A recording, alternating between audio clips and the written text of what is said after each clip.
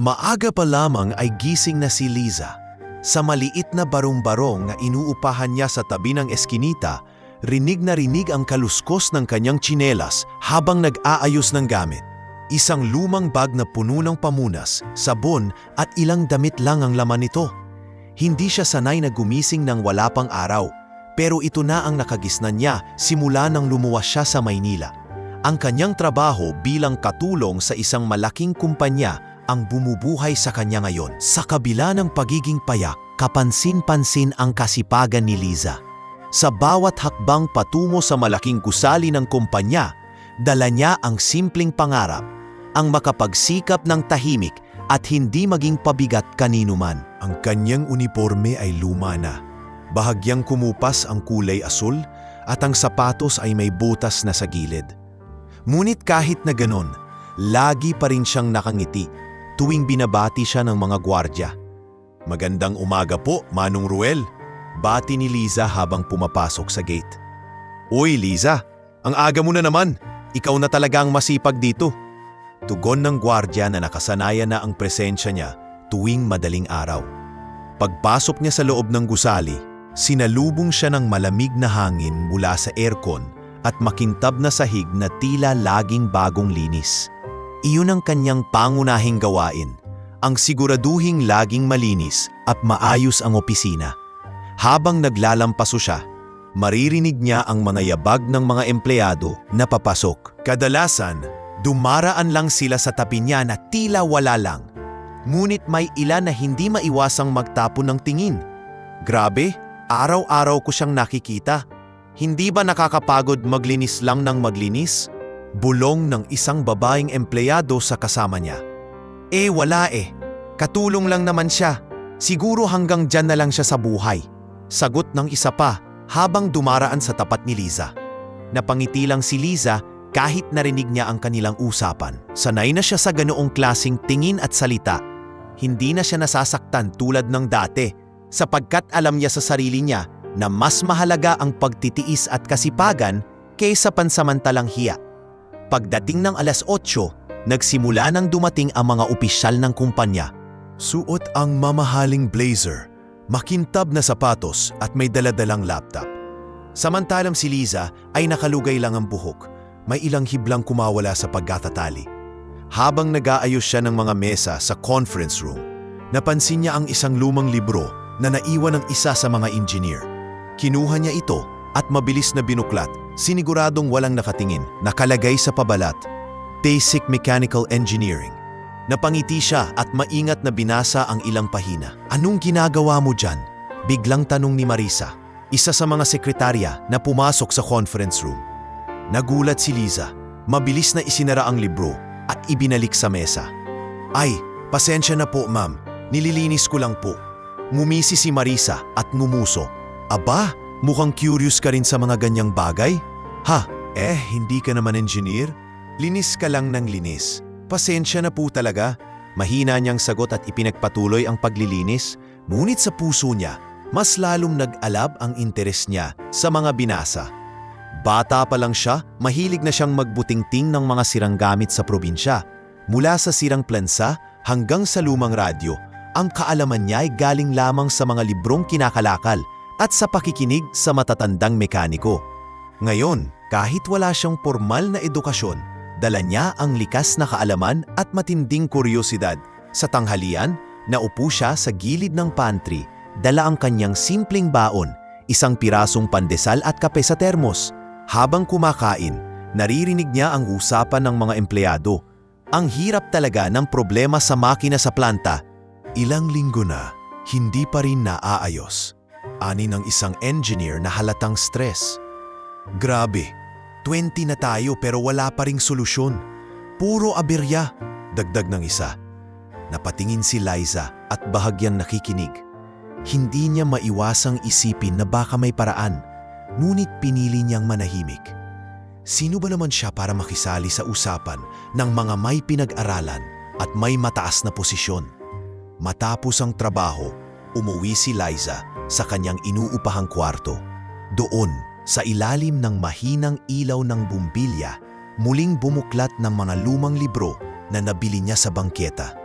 Karamihan dito'y mga lumang engineering manuals at simpleng physics references. Habang nagbabasa, nararamdaman niyang para bang lumalawak ang kanyang mundo. Minsan, bulong niya sa sarili, darating din ang araw na hindi lang ako maglilinis dito. Maiintindihan din nila na kaya ko rin. Sa kabila ng kanyang simpleng pamumuhay, dala niya ang paniniwala na ang bawat tao, gaano man kaliit sa paningin ng iba, ay may kakayahang magpabago ng takbo ng isang kuwento. Sa ngayon, ang kanyang mundo ay nakasentro sa paglalampaso at pag-aayos ng kalat. Ngunit sa ilalim ng kanyang katahimikan, may nakatagong lakas at talino na hindi pa nakikita ng sinuman. At sa bawat paglipas ng araw, lalong tumitibay ang paniniwala niya na balang araw magkakaroon siya ng pagkakataon na ipakita ang tunay na halaga ng isang katulad niya.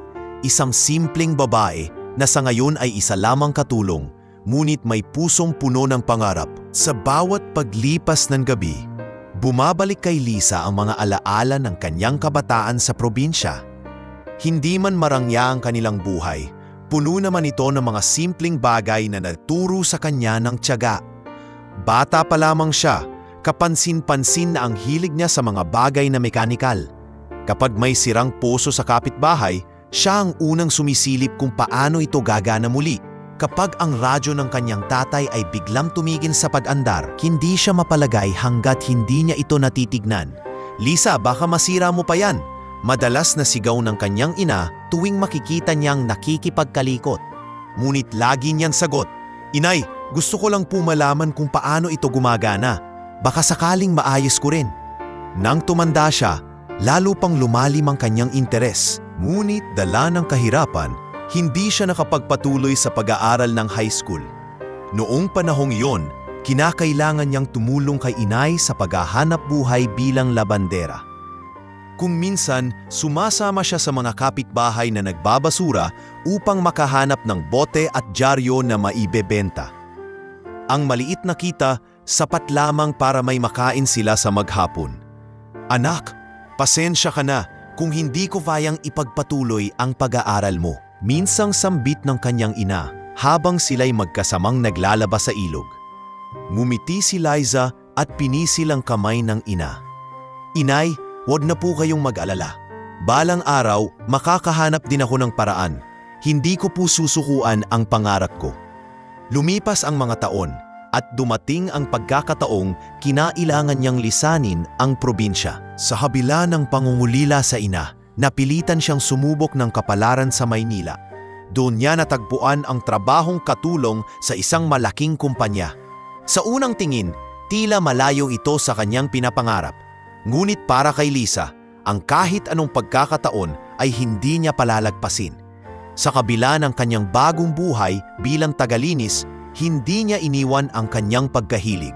Tuwing may libreng oras, nakikibasa siya ng mamalibrong na iwan sa conference room o kaya'y bumibili ng mga luma at gamit na libro sa bangketa. Minsan, nakikitambay siya sa isang maliit na internet cafe sa tabi ng kanilang inuupahang tirahan.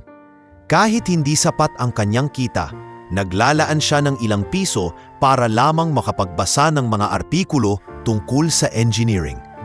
Manong, pwedeng isang oras lang ulit? Magbabasa lang po ako. Tanong niya minsan sa may-ari ng kafe. Sabay abot ng kulubot na 20 pesos. Tumango ang may-ari at ngumiti. Ikaw na naman, Lisa. Grabe ka, parang estudyante kung magbasa. Akala ko katulong ka lang dyan sa malaking kumpanya. Ngumiti si Lisa at sagot niya, Opo, pero gusto ko pong matuto. Malay niyo po, magamit ko rin balang araw.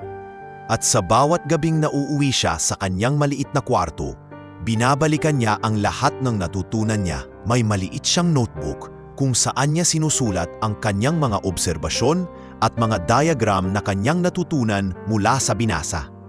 Minsan, kahit pagod sa maghapong paglilinis, napupuyat pa rin siya sa pag-aaral.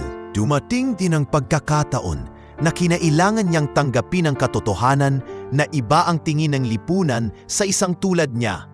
Sa opisina, ilang ulit na siyang pinagtawanan dahil minsang nakitang may dalang lumang libro tungkol sa physics. Aba, ano yan?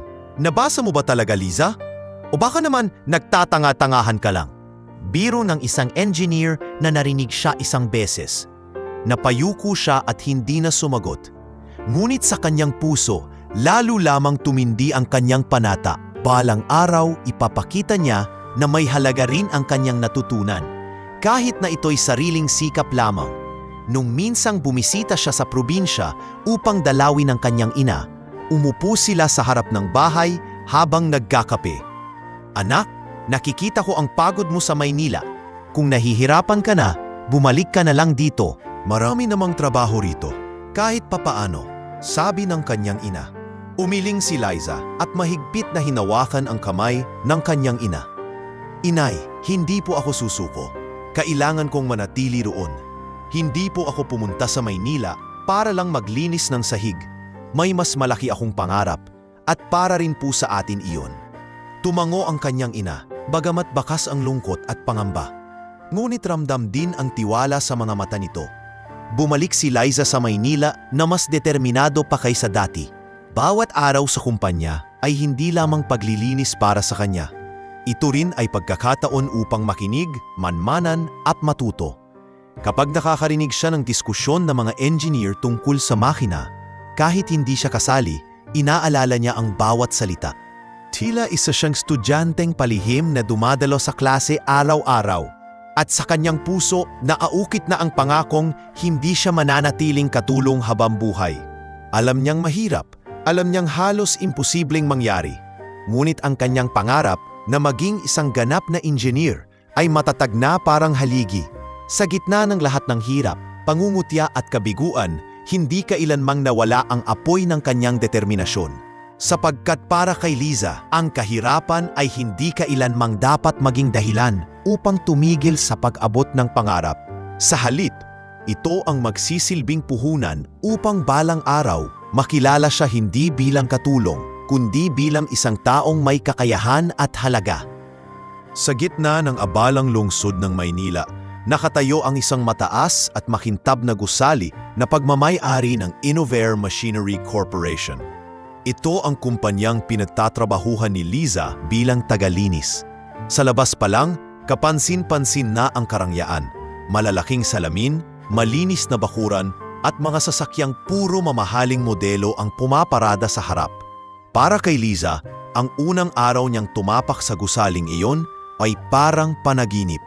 Noon pa man, naririnig na niya ang tungkol sa kumpanyang ito mula sa mga kapitbahay sa probinsya. Diyan ginagawa ang mga pinakamodernong makina, sabi ng ilan. Milyon-milyon ang kita nila, dagdag pa ng iba. Kaya't nang matanggap siya bilang tagalinis dito, dama niyang may kakaibang bigat ang oportunidad na iyon. Araw-araw, nakikita niya ang magarbong opisina at malalaking conference room. Ang bawat sulok ng gusali ay puno ng mga tauhan, mga sekretarya na laging naka-blazer, mga accountant na abala sa kanilang laptops, at higit sa lahat, ang mga engineer na kinikilala sa buong bansa bilang eksperto sa kani-kanilang larangan. Mahigit 20 engineer ang nagtatrabaho sa ilalim ng kumpanya, lahat ay galing sa pinakamahuhusay na universidad. Isang beses, habang naglilinis si Liza sa hallway malapit sa Research and Development floor, narinig niya ang pag-uusap ng dalawang engineer. Grabe! Sa susunod na linggo kailangan na nating maipakita ang progress report kay Don Ricardo. Kung hindi, lagot tayo. Wika ng isa. Wala pa ring nangyayari. Kahit anong gawin natin, parang hindi natin matukoy ang pinagmulan ng problema. Sagot ng kasama niya. Dumaan sila sa harap ni Liza na tila hindi man lang siya nakikita. Tahimik lang siyang nagpatuloy sa paglalampaso, ngunit pinakinggan ang bawat salitang kanilang binitawan. Si Don Ricardo naman, ang CEO ng kumpanya, ay kilalang istrikto ngunit makatarunan. Nasa edad 60 na siya, matikas pa rin ang tindig, laging naka-Amerikana at bihirang ngumiti. Ngunit sa kabila ng kanyang pagiging seryoso, may respeto siya sa lahat ng taong nagsisikap. Madalas siyang bumaba sa mga planta upang personal na makita ang sitwasyon. Isang hapon, nakasalubong ni Liza si Don Ricardo sa lobby. Dala nito ang ilang dokumento at mukhang masama ang timpla. Agad siyang tumabi at yumuko. "Magandang hapon po, sir." Mahina niyang bati. Sandaling tumingin si Don Ricardo at tumango. Ikaw ba yung bagong tagalinis dito? Opo, sir. Sagot ni Liza na nakayuko pa rin. Masipag ka raw, sabi ng mga gwardya. Ipagpatuloy mo lang yan, sagot ng matanda bago ito nagpatuloy sa paglakad. Kahit simpleng salita lang iyon, tila lumuwag ang dibdib ni Liza. Para sa kanya, malaking bagay na mapansin ang mismong may-ari ng kumpanya. Ngunit sa likod ng lahat ng karangyaang iyon, may mabigat na problemang bumabalot sa kumpanya. Matagal nang may kontrata ang Innovare sa isang malaking kliyente mula sa ibang bansa. Sila ang nagsusupply ng makabagong makina na ginagamit sa mga pabrika. Ngunit isang pangunahing makina ang biglang nasira at hanggang ngayon, hindi pa rin ito nagagawa ng 20 engineer ng kumpanya. Naging palaisipan ito sa lahat. Bawat araw, maririnig ni Liza ang diskusyon ng mga engineer habang naglilinis siya sa paligid. Hindi ko talaga maintindihan, lahat ng calculations tama naman. Pero bakit ayaw pa rin gumana? Reklamo ng isa, kung magpapatuloy ito, baka mawalan tayo ng kontrata. Hindi biro ang milyong mawawala sa atin. Dagdag ng isa pa. Samantala, ang ibang empleyado naman ay nagsisimula ng mag-alala. Marami ang natatakot na baka magsara ang proyekto at pati sila ay mawalan ng trabaho. Sa pantry, narinig mismo ni Liza ang usapan ng dalawang accountant. Kung hindi maaayos yon, baka magbawas ng tao si Don Ricardo, bulong ng isa. Nako, sana hindi tayo kasama. May pamilya pa akong pinapaaral, sagot ng isa pa. Habang nakikinig, naramdaman ni Liza ang bigat ng sitwasyon. Hindi lang pala ang mga engineer ang maaapektuhan kundi pati ang buong kumpanya. Kahit simpleng tagalinis lang siya, ramdam niya ang tensyon na bumabalot sa lahat. Isang gabi, habang naglilinis siya sa mismong planta kung saan nakatirik ang malaking makina, natigilan siya. Malaki at komplikado ang estrukturang iyon, punong-puno ng mga wiring, tubo at malalaking bahagi na umiikot. Sa bawat tunog nito, pakiramdam niya ay may kakaibang disonansya. Hindi niya alam kung paano niya ito ipapaliwanag, pero sa kanyang pandinig, parang may bahagi na hindi nagtatagpo sa ritmo. Ang ganda pero parang ang sakit pakinggan. Bulong niya sa sarili habang pinagmamasdan ang makina. Ngunit alam niyang hindi siya dapat magsalita. Sino ba siya para questionin ang mga desisyong ginagawa ng 20 eksperto? Isa lamang siyang katulong, nakatalaga para maglinis at hindi para makialam sa trabaho ng mga nakatapos sa universidad. Gayunpaman, hindi niya maiwasang mapaisip. Kung siya lang siguro ang may pagkakataon, baka matuklasan niya ang sagot. Ngunit para sa ngayon, mananatili muna siyang tahimik at patuloy na gaganap sa papel na itinakda sa kanya. Ang magpanatiling malinis ang isang kumpanyang kilala sa buong bansa. Ngunit ngayon nagtatago ng problemang hindi masolusyonan kahit ng pinakamatalinong inhenyero. Lumipas sa mga linggo at lalo lamang tumindi ang tensyon sa loob ng Innovar Machinery Corporation. Ang malaking planta na dating puno ng ingay ng mga gumaganang makina ay tila naging isang nakakatakot na lugar ng katahimikan. Ang isang pangunahing makina na siyang sentro ng produksyon ay biglang huminto sa paggana. Doon nagsimula ang lahat ng kaguluhan. Ang makinang iyon ay hindi basta ordinaryo. Isa itong high-capacity press na ginagamit ng mga pabrika sa ibang bansa para sa paggawa ng mga kritikal na piyesa ng sasakyan. Halos kalahati ng kita ng kumpanya ay nakasalalay dito. Sa araw na tumigil ito, ang mga inhenyero ay agad na tumakbo upang siyasatin. Ngunit kahit anong gawin nila, palit piyesa, reprogram sa software, muling kalas at balik, hindi nila matagpuan ang ugat ng problema. Walang sense. Lahat ng computations tugma pero ayaw pa rin gumana. Reklamo ng isang engineer habang pawis na pawis sa ilalim ng kanyang helmet. Nakailang diagnostic test na tayo, paulit-ulit lang ang resulta. Walang mali sa system, pero hindi siya nag-ooperate ng maayos, sagot ng isa. At mula noon, bawat araw ay nagmistulang laban ang oras. Dumagsa ang pressure mula sa mga kliyente na umaasa sa produksyon. Tuwing may meeting, laging naroon ang malalaking pangalan ng kumpanya, kasama ang ilang investors na halatang hindi na kontento. Isang hapon, Habang naglilinis ng conference room, si Liza, nasaksihan niya mismo ang isang matinding diskusyon. Don Ricardo, wika ng isang matandang investor, ilang buwan na kaming naghihintay ng solusyon. Hindi biro ang kontratang ito. Kung hindi ninyo maibabalik ang produksyon, mapipilitan kaming isara ang deal. Nanatiling kalmado ang CEO, ngunit halata ang bigat ng kanyang iniinda. Naiintindihan ko po ang inyong sitwasyon. Ginagawa ng aming engineering team ang lahat ng kanilang makakaya. Ngunit humihingi ako ng kaunting panahon para matapos ito. Panahon? Singit ng isa? Milyon-milyon ang natatapon na puhunan bawat linggo. Hindi ba kayo nababahala? Napayuo si Don Ricardo. Ramdam ang bigat ng bawat salitang binitiwan ng mga investors. Pagkatapos ng pagpupulong, makikita siyang mag-isa sa kanyang opisina. Hawak-hawak ang kanyang sentido. Hindi niyang ipinapakita sa iba, pero malalim ang kanyang takot na baka tuluyan ng mabagsak ang kumpanyang pinaghirapan niya buong buhay. Samantala, sa mga empleyado, nagsimula ng kumalat ang kaba. Sa pantry, halos hindi na mawala ang bulingan. Narinig mo ba? Baka magbawas na ng tao kung hindi maayos yung makina. Sabi ng isang staff.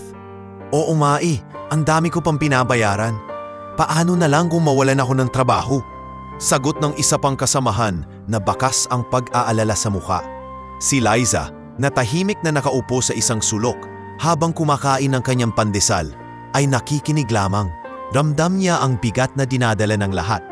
Para bang may malaking ulap na nakabitin sa ibabaw ng kumpanya, handang bumagsak anumang oras. Dumating din ang araw na personal na bumisita ang kliyente mula sa ibang bansa. Isang kilalang negosyante na sanay lamang sa resulta at hindi sa palusot.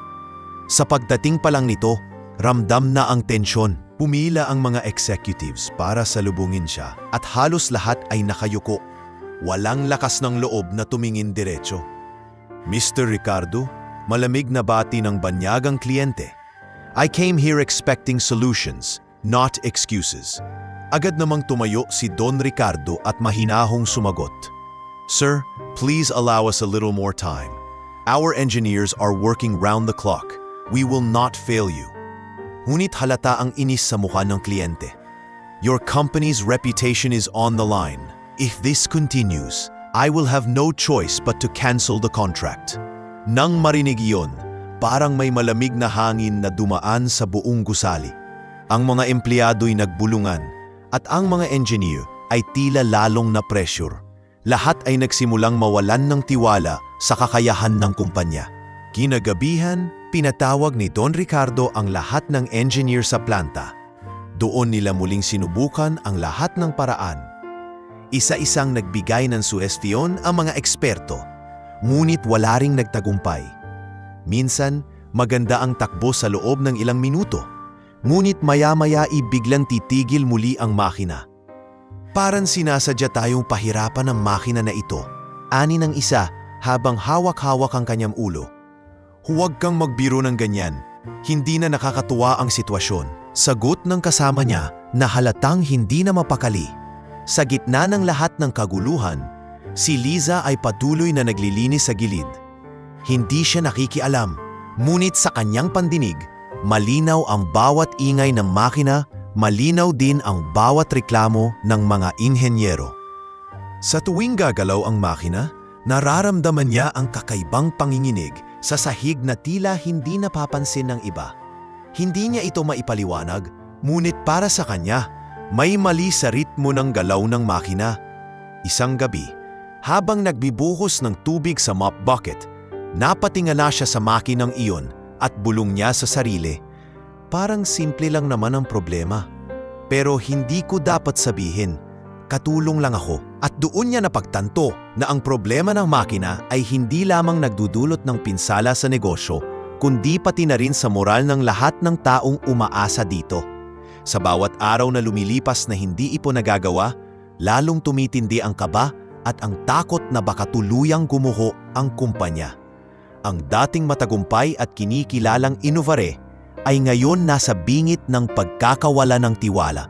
Ang makina ay hindi lamang bakal na hindi gumagana, kundi simbolo ng krisis na hindi malunasan ng 20 magagaling na inhenyero. At ang lahat ay nakasandal na lang sa pag-asa na baka bukas magdala ng himala ang kanilang pagsusumikap. Kinabukasan, muling naging abala ang buong planta.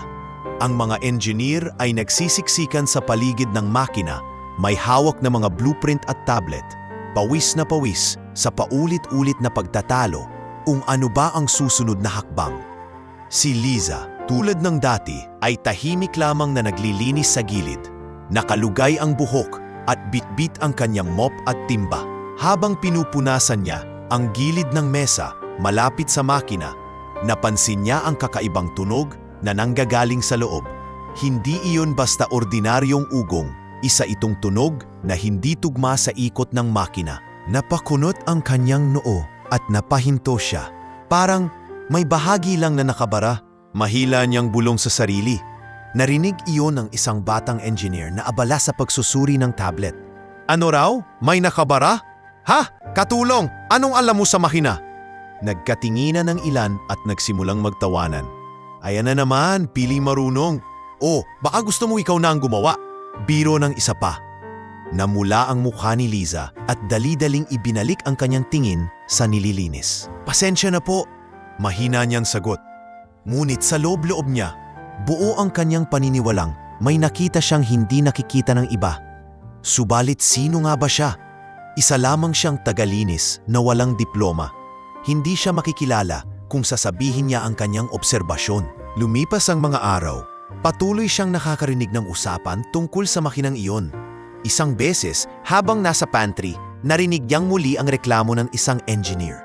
Kung alam lang ng mga tao kung gaano kahirap to. Ilang gabi na akong walang tulog kakaisip ng solusyon. Tumango ang kasama niya. Oo nga, at nakakadagdag pa sa stress yung mga taong kung makapagsalita, kala mo mas magaling pa sa atin. Aba kahit katulong na lang, nakikisawsaw. Hindi maiwasang manlumo si Liza. Alam niyang siya ang tinutukoy. Kahit hindi niya sinasabi ng diretsyo, ramdam niyang hindi siya welcome magbigay ng kahit anong ideya. Kaya naman pinili na lang niyang manahimik. Ngunit hindi rin siya nakaligtas sa iba pang pangmamaliit. Habang naglilinis siya ng opisina ni Marisa, ang sekretaryang laging nakabuntot kay Don Ricardo, napansin nito ang maliit na notebook na dala ni Liza. Doon niya sinusulat ang mga natutunan mula sa pagbabasa at mga obserbasyon niya sa makina. Ano to? Tanong ni Marisa habang biglang dinampot ang notebook. Ma'am, akin po yan. Kinakabahang tugon ni Liza. Binuklat ni Marisa ang mga pahina at nakita ang mga guhit at diagram. Ano to? Mga drawing ng makina? Hahaha! Aba, ambisyosa ka rin pala. Akala mo ba, porke nakakapaglinis ka dito, engineer ka na rin? Tumawa si Marisa at inilapag ang notebook sa mesa. Magtuon ka na lang sa trabaho mo. Hindi lahat pwedeng mangarap ng mataas, Liza. Masakit ang bawat salitang iyon, ngunit hindi pinakita ni Liza ang kanyang emosyon. Tahimik niyang kinuha ang notebook at itinago. Sa kanyang puso, lalo lamang nag-apoy ang kanyang pangarap. Alam niyang hindi tama ang husgahan dahil lamang sa kanyang trabaho. Isang gabi, habang nagbubuhos ng tubig sa mop bucket, nilapitan siya ng isang janitor na matagal na ring nagtatrabaho sa kumpanya. Si Mang Ramon, payat at halos puti na ang buhok, ay tumingin sa kanya ng may awa. Alam mo, Liza, sabi nito, naririnig ko ang mga sinasabi nila sa'yo. Huwag mong dibdibin, sanay na ako sa ganyan dito. Pag janitor o katulong, iniisip nila hanggang dyan ka na lang. Pero hindi nila alam, mas malawak ang mundo kaysa sa iniisip nila. Ngumiti si Liza at tumango. Salamat po, Mang Ramon. Minsan iniisip ko baka tama sila. Pero may parte ng puso ko na nagsasabing hindi lang hanggang dito ako. Hinaplos ni Mang Ramon ang kanyang balikat. Kung naniniwala kang may kaya ka, huwag mong bitawan yon kahit ilang tao pa ang magtawa sa'yo. Sa gabing iyon, mas naging matibay si Liza. Kahit paulit-ulit siyang minamaliit, alam niyang may halaga ang kanyang kaalaman. Hindi siya titigil sa pagmamasid at pag-aaral. Kahit hindi siya pinapakinggan na yon, darating din ang panahon na maririnig siya. Ngunit sa bawat paglipas ng araw, mas lumalalim din ang sugat sa kanyang puso. Hindi madaling magtrabaho sa isang lugar na lagi kang tinitingnan mula ulo hanggang paa. Parang wala kang kakayahang higit pa sa iyong posisyon. Minsan kapag mag-isa siya sa kanyang maliit na kwarto, hindi niya mapigilang lumuha. Bakit ba ako pinanganak na mahirap? Tanong niya sa sarili. Kung may pera lang ako, baka nakapag-aral ako at napatunayan ko na sa kanila na kaya ko rin. Ngunit sa halip na tuluyang sumuko, pinahid niya ang kanyang mga luha at muling binuklat ang kanyang notebook. Sa bawat guhit ng diagram at bawat salitang isinulat niya, naroon ang pangakong hindi siya mawawala sa laban. Ang pagmamaliit kay Liza ay nagpatuloy, ngunit sa halip na gawing dahilan para siya'y bumagsak, ginamit niya itong apoy upang lalo pang tumibay.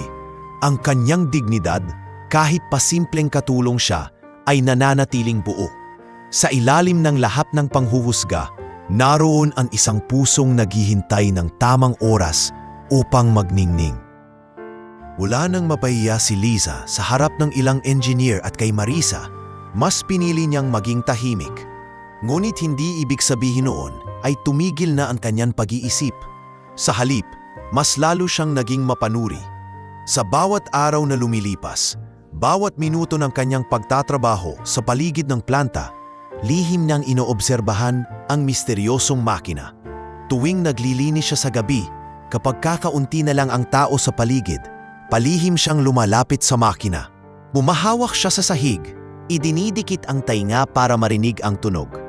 Para sa iba, isa lamang itong simpleng ugong, ngunit sa pandinig ni Liza, ito'y parang musika na may maling nota. May tunog na tila hindi tugma sa dapat na daloy. Masyadong malakas ang vibrasyon dito sa bandang kanan. Mahina niyang bulong habang idinidikit ang palad sa bakal. Upang hindi makalimutan, agad niyang sinusulat ang kanyang mga obserbasyon sa lumang notebook na laging nasa bulsa niya. Doon niya inilalagay ang bawat detalye, mga oras na pinapaandar ang makina, ang uri ng tunog na lumalabas, at kung gaano kalakas ang panginginig. Kahit hindi siya marunong gumamit ng mga mamahaling instrumento, ginagamit niya ang kanyang pakiramdam bilang pangunahing batayan. Isang gabi, dumating si Mang Ramon upang samahan siya. Liza, ano bang tinitignan mo dyan? Baka mahuli ka ng mga engineer, mapagalitan ka pa? Gumiti si Liza at sinagot siya ng mahinahon. Hindi po, Mang Ramon, nagtatalalan ako ng mga napapansin ko. Parang may kakaibang ritmo ang makina na hindi nila tinitignan. Hindi ko po alam kung tama ako, pero ayokong masayang ang pagkakataon. Napailing ang matanda. Iba ka talaga, pero inat ka, baka isipin nila nangingialam ka. Alam ko po, sagot niya, pero wala namang masama kung manood at matuto. Hindi lang sa planta nagtatapos ang kanyang obserbasyon. Kapag may naiwan na dokumento o diagram sa mesa ng mga engineer habang naglilinis siya ng opisina, pasimple niya itong tinitignan. Hindi niya kailanman binabago o dinadampot ng matagal. Tinitingnan lang niya saglit at isinusulat ang mga natatandaan sa kanyang notebook. Sa ganoong paraan, unti-unti niyang nauunawaan ang istruktura ng makina. Isang araw dumaan si Engineer Mateo, isa sa pinakamatagal na engineer ng kumpanya. Nakita nitong nakatayo si Liza malapit sa makina habang nakatitig. Anong tinitignan mo riyan? Tanong nito. Medyo malamig ang tono. Nagulat si Liza at dali-daling sumagot. Naglilinis lang po ako. Pasensya na kung parang nakatitig ako. Ngumisi ng mapait si Mateo. Huwag kang ang magaksaya ng oras kaka-steer dyan. Hindi yan laruan. Hindi mo rin naman maiintindihan kahit anong titig ang gawin mo. Napayo ko na lang si Liza at lumayo. Ngunit sa loob-loob niya, mas lalo lamang niyang ipinangako sa sarili na hindi siya titigil sa pagmamasid. Isang linggo ng gabi, nagpunta siya sa isang internet cafe. Doon, gamit ang 3 oras na ipon niyang pera, nagbasa siya ng mga artikulo tungkol sa parehong uri ng makina. Nakahanap siya ng lumang manual na na-upload online. Bagaman na sa Ingles at may mga technical na termino, sinikap niyang intindihin. Inihambing niya ang nababasa sa mga narinig at nakita niya sa planta. Ayun, kaya pala hindi tugma ang vibration. Posibleng may problema sa alignment ng isang gear. Bulong niya habang nagsusulat sa notebook. Muli siyang nagpatuloy sa pagbabasa. Pinipilit na makuha ang kabuuang larawan ng problema. Kahit pagod, nagpaabot siya hanggang hating gabi. Pag-uwi niya, dala-dala ang excitement at kaba. Alam niyang may posibleng sagot siya, ngunit alam din niyang hindi ito basta-basta mapapakinggan ng iba.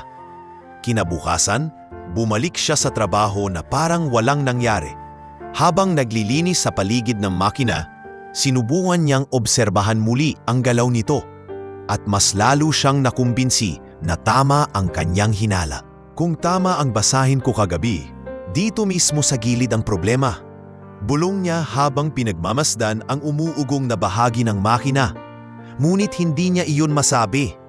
Alam niyang kapag nagtanong siya o nagbigay ng opinyon, muling pagtatawanan at hahamakin siya ng mga engineer. Kaya't nanatili siyang tahimik, lihim na kinikimkim ang posibleng solusyon. Minsan, habang naglilinis sa conference room, naiwan ang ilang engineer na nag-uusap. Kung hindi pa rin natin mahanap ang ugat, baka mapilitan na tayong mag-order ng bagong makina. Pero milyon ang aabutin noon. Hindi pwedeng ganyan. Magagalit si Don Ricardo. Kailangan nating makahanap ng paraan at mabilis.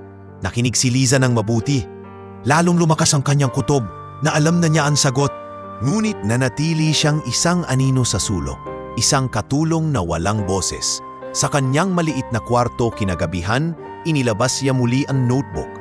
Binuklat niya ang pahina kung saan niya isinulat ang lahat ng kanyang obserbasyon. Kung sakaling mabigyan lang ako ng pagkakataon, baka kaya kong ipakita ito. Bulong niya sa sarili habang pinagmamasdan ang mga guhit. At sa kabila ng pangmamaliit na kanyang tinanggap, sa bawat araw na lumilipas ay lalong tumipibay ang kanyang kumpiyansa. Sa ilalim ng kanyang simpleng uniforme bilang tagalinis, may isipan siyang dahan-dahang bumubuo ng kasagutan na hindi kayang makita ng 20 inhenyero. Sa ngayon, ang kanyang lihim ay nakatago lamang sa mga pahina ng kanyang lumang notebook. Isang sikreto na maaaring maging susi hindi lamang sa makina, kundi sa kinabukasan niyang matagal na niyang pinapangarap. Dumating ang isang araw na puno ng kaba para sa buong kumpanya.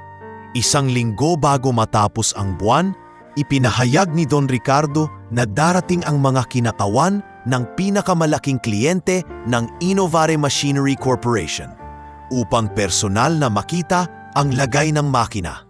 Isa itong inspeksyong magtatakda ng kapalaran ng kontrata. Kung mananatili o tuluyang mawawala, maagang dumating ang lahat ng empleyado. Ang mga engineer ay pawis na agad nagtungo sa planta. Ang mga sekretarya ay nag-aayos ng mga papeles at presentation. Ang mga gwardiya na may halos hindi na magpahinga sa pagbibigay galang sa mga paparating na bisita. Sa gitna ng lahat, si Liza ay tahimik lang na naglilinis, hawak ang mop at timba. Pinipilit na hindi mahalata ang kaba na nararamdaman din niya para sa kumpanya. Habang abala ang lahat, dumating ang konvoy ng kliyente. Magagara ang mga sasakyan at bumaba mula rito ang mga banyagang negosyante na may kasamang interpreter. Ang kanilang presensya ay nagdala ng mabigat na presyon sa lahat. Agad silang sinalubong ni Don Ricardo na bagaman kalmado sa itsura, ay bakas ang pag-aalala sa kanyang mga mata. "Welcome, gentlemen," bati niya. "Please, allow us to show you the progress." Tumango ang mga bisita, malamig ang ekspresyon. Halos lahat ng mga empleyado ay nakatingin mula sa malayo, hindi makahinga sa tensyon. Si Liza na nasa gilid lamang ng planta ay nakisilip habang nagpupunas ng sahig. Nagsimula ang inspeksyon. Isa-isang ipinaliwanag ng mga engineer ang kanilang mga ginawa. Ang mga bahaging napalitan, ang software na muling in-update at ang mga test na isinagawa. Ngunit sa oras na subukan nilang paandarin ang makina, bigla itong nag-ingay ng malakas at huminto muli sa kalagitnaan ng proseso.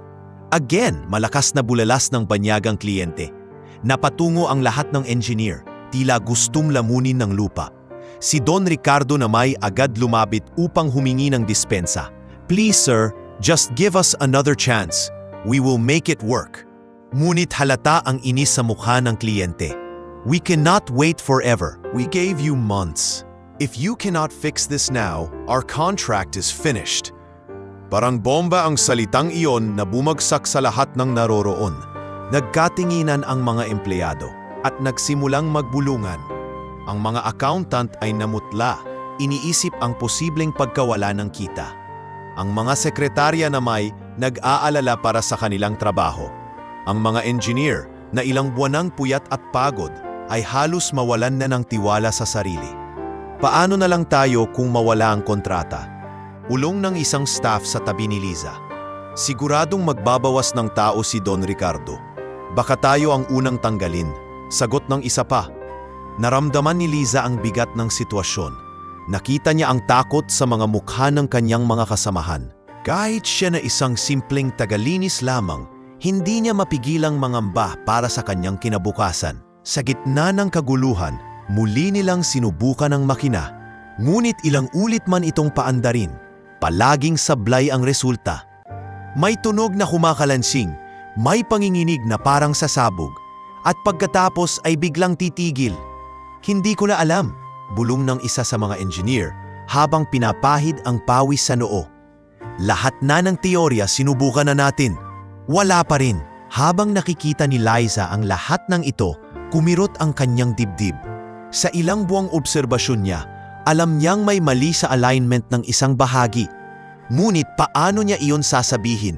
Sa dami ng pangmamaliit at pangungutya na tinanggap niya, siguradong pagtatawanan lang siya muli kung magbibigay siya ng ideya. Ngunit sa kabilang banda, kung mananatili siyang tahimik, baka tuluyan ngang gumuho ang kumpanya. At kapag nangyari yon, hindi lang ang mga engineer ang mawawalan ng trabaho, pati siya, pati si Mang Ramon, at lahat ng taong umaasa rito. Kung hindi ko susubukan ngayon, kailan pa, bulong niya sa sarili habang pinipigilan ang panginginig ng kanyang kamay. Sa harap ng mga banyagang kliyente na nagbabantang umalis, sa gitna ng mga empleyadong halos mawalan ng pag-asa. At sa ilalim ng malamig na tingin ng mga engineer, unti-unting bumangon ang lakas ng loob ni Liza. Tumibo ang puso niya ng mas mabilis, para bang ito na ang pagkakataong hinihintay niya mula pa noon. At doon, sa gitna ng napakalaking pagsubok na halos magpabagsak sa buong kumpanya, nagsimulang kumislap ang desisyon sa kanyang isipan. Isang desisyon na magbabago sa lahat ng darating na araw, hindi lamang para sa kanya, kundi para rin sa kinabukasan ng buong Innovare Machinery Corporation. Sa gitna ng katahimikan na bumalot sa buong planta matapos muling pumalpak ang makina, biglang naaramdam si Liza ng hindi maipaliwanag na kaba at tapang. Nakita niya ang mga mukha ng mga engineer. Lahat sila ay pawis, namumutla, at halos hindi makatingin sa mga banyagang kliyente. Si Don Ricardo naman ay nakatayo, mariing nakapikit para bang nagdarasal ng milagro. At ang mga kliyente ay halatang naiinip at nagbabantang umalis anumang sandali. Hindi na nakatiis si Liza. Dahan-dahan siyang lumapit sa gitna. Dala pa ang mop na kanina'y ginagamit niya. Nanlaki ang mga mata ng mga empleyado. Sino pa siya para mangahas lumapit sa gitna ng isang napakahalagang inspeksyon? Ngunit sa kabila ng mga titig at bulungan, buo ang kanyang loob. Sir, mahina niyang sabi, ngunit sapat para mapalingon ang lahat. Kaya ko pong tapusin yan sa loob ng isang oras. Parang may dumalong kulog sa buong silid. Sandaling naghari ang katahimikan. At pagkatapos ay sumabog ang tawanan ng ilan sa mga engineer. Ano raw? Katulong? Kaya niyang tapusin sa isang oras? Malakas na tawa ni Engineer Mateo na isa sa pinakamatanda at mataas ang posisyon. Huwag mong sabihing nag-aaral ka lang sa YouTube, tapos akala mo mas marunong ka na kesa sa amin? Dagdag ng isa pang engineer, sabay ngiti ng mapanghamak. Liza, anong pinagsasasabi mo? Singit naman ni Marisa, ang sekretarya. Hindi ito paglilinis ng sahig na basta mo lang tatapusin. Namula ang mukha ni Liza. Ngunit hindi siya umatras. Tumayo siyang tuwid, hawak pa rin ang mop at tumingin kay Don Ricardo. Sir, ilang buwan na pong sinusubukan ng mga engineer, pero wala pa rin pong resulta. Ako po, ilang linggo na pong nakikinig at nag-oobserba. Nakita ko po ang mali. Kung pagbibigyan niyo lang ako ng isang pagkakataon, kaya ko pong ayusin ito. Nagbuluman ang lahat. Ang iba ay halatang nagulat. Ang iba na may umiiling na lang sa kawalan ng tiwala.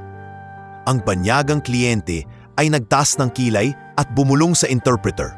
What's happening here? A janitor claims she can fix the machine. Tanong nito, halatang hindi makapaniwala. Tumango ang interpreter at maingat na nagsalin. Natawa ang kliyente at sumulyap kay Don Ricardo. Is this a joke? Lahat ng mata ay napunta kay Don Ricardo. Mabigat ang kanyang tingin kay Liza. Sa kanyang mukha, halata ang pagdadalawang isip. Ngunit napansin niya ang determinasyon sa mga mata ng babae. Hindi ito basta-bastang pagyayabang.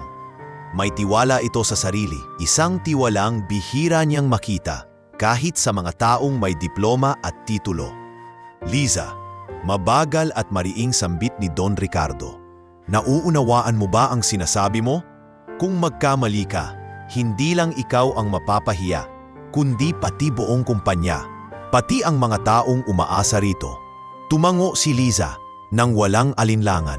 Opo, sir, naiintindihan ko po, pero mas mahirap pong hayaan na masira ang lahat kung hindi ko susubukan. Muling nagsalita ang mga engineer, halos sabay-sabay. Sir, hindi pwede. Delikado iyan. Hindi niya alam ang ginagawa niya. Wala siyang alam sa coding o mechanical computation. Masisira lang lalo ang makina. Ngunit itinaas ni Don Ricardo ang kanyang kamay, tanda ng katahimikan. Sandali siyang nag-isip, tumingin sa mga kliyente na naghihintay ng kanyang desisyon at bumaling muli kay Liza. Isang oras, sabi mo, seryosong tanong niya. Opo, sir, isang oras lang po ang kailangan ko. Huminga ng malalim si Don Ricardo at tumango. Sige, bibigyan kita ng pagkakataon. Wala na rin naman tayong ibang opsyon. Halos hindi makapaniwala ang lahat. Ang mga engineer ay nagbulungan muli. Ang iba kay halatang galit, ang iba naman napailing na lang. Si Marisa ay napakunot ang noo. Hindi makapaniwalang papayagan ni Don Ricardo ang ganitong bagay. Samantala, ang mga banyagang kliyente ay nagngingit-ngit sa hindi nila maipaliwanag na sitwasyon. This is insane. Bulalas ng isa sa kanila. But fine. If she fails, we're out. Narinig yun ni Liza at sa halip na panghinaan ng loob, lalo pa siyang tumatag. Lumapit siya sa makina. Bitbit ang kanyang maliit na notebook na puno ng mga obserbasyon. Habang naglalakad, naramdaman niya ang bigat ng lahat ng mata na nakatingin sa kanya. Liza, bulong ni Mang Ramon mula sa gilid, halatang nag-aalala. Sigurado ka ba dito? Ngumiti si Liza at marahang tumango. Mang Ramon, hindi ko na po kayang manahimik. Kung hindi ko gagawin ito ngayon, baka hindi na dumating ang pagkakataon. At sa unang pagkakataon mula nang siya'y pumasok bilang isang simpleng katulong, tumayo si Liza sa gitna ng lahat, sa harap ng mga kliyente, ng mga inhenyero at ng mismong CEO. Hindi na siya basta naglilinis lang ng sahig. Ngayon, siya ang may hawak ng pinakamahalagang sandali sa kasaysayan ng kumpanya. Tahimik ang lahat, walang gustong gumalaw. Si Liza lang ang nasa unahan, nakatingin sa makinang ilang buwan nang naging problema. At sa loob niya, nag-aalab ang paniniwalang hindi siya nagkamali sa lahat ng mga gabing ginugol niya sa pagmamasid. Ito na ang kanyang oras. Isang oras na magtatakda kung siya ba ay mananatiling katulong o magsisimula ng panibagong yugto ng kanyang buhay. Nang pumayag si Don Ricardo na bigyan si Liza ng isang oras, agad siyang lumapit sa makina na tila ba ito'y matagal nang kilala. Ang mga tao sa paligid ay nakatingin sa kanya. Ang ilan may halong inis, ang iba na may nanlilibak. Ang mga banyagang kliyente ay nakahalokip-kip, halatang hindi kontento sa nakikita nilang eksperimentong kabaliwan. Uminga ng malalim si Liza at tuningnan ang malaking makina. Kinuha niya ang kanyang lumang notebook mula sa bulsa at mabilis na binuklat. Nandoon ang lahat ng kanyang mga obserbasyon, ang oras ng panginginig, ang kakaibang tunog at ang posibleng pinagmumulan ng problema. Una, kailangan ko ng wrench, screwdriver at kaunting langis. Mahinahong wika ni Liza. Ha? Tools? Para saan pa? Reklamo ng isang engineer. Pinag-aralan na namin lahat ng bahagi niyan. Ngunit hindi siya pinansin ni Don Ricardo. Bigyan mo siya ng hinihingi niya, mariin niyang utos. Agad na may nagabot ng mga simpleng gamit mula sa bodega. Tinanggap ni Liza ang mga iyon at dahan-dahang lumapit sa gilid ng makina. Marahan niyang hinaplos ang malamig na bakal, tila nakikinig sa pintig nito. Habang ang iba ay nakatingin lang, siya na may nagsimulang kumilos ng may kumpiyansa. Una niyang tinignan ang bahagi kung saan naroon ang kakaibang vibration na palagi niyang naririnig. Pinakinggan niya ulit ang ugong at idinikit ang kanyang tainga. Pagkatapos ay itinuro niya ang isang maliit na gear sa gilid. Di po nagsisimula ang problema, mahinahong sabi niya. Mali ang alignment ng gear na ito. Kapag umikot siya, nagkakaroon ng salungat na puwersa kaya't bumabagal at humihinto ang buong makina. Natahimik ang mga engineer. Isa sa kanila ang agad na sumabat. Imposible. Ilang ulit na naming chinek yan. Tama ang sukat. Ngumiti si Liza ng bahagya. Tama nga ang sukat, pero mali ang pagkakabit. Ang 1 milimeter na diferensya kapag pinagsama-sama, nagdudulot ng problema. Hindi ito nakikita sa computer. Rinig at ramdam lang kapag tumatakbo. Nagkatinginan ang mga engineer. Halos wala silang masabi.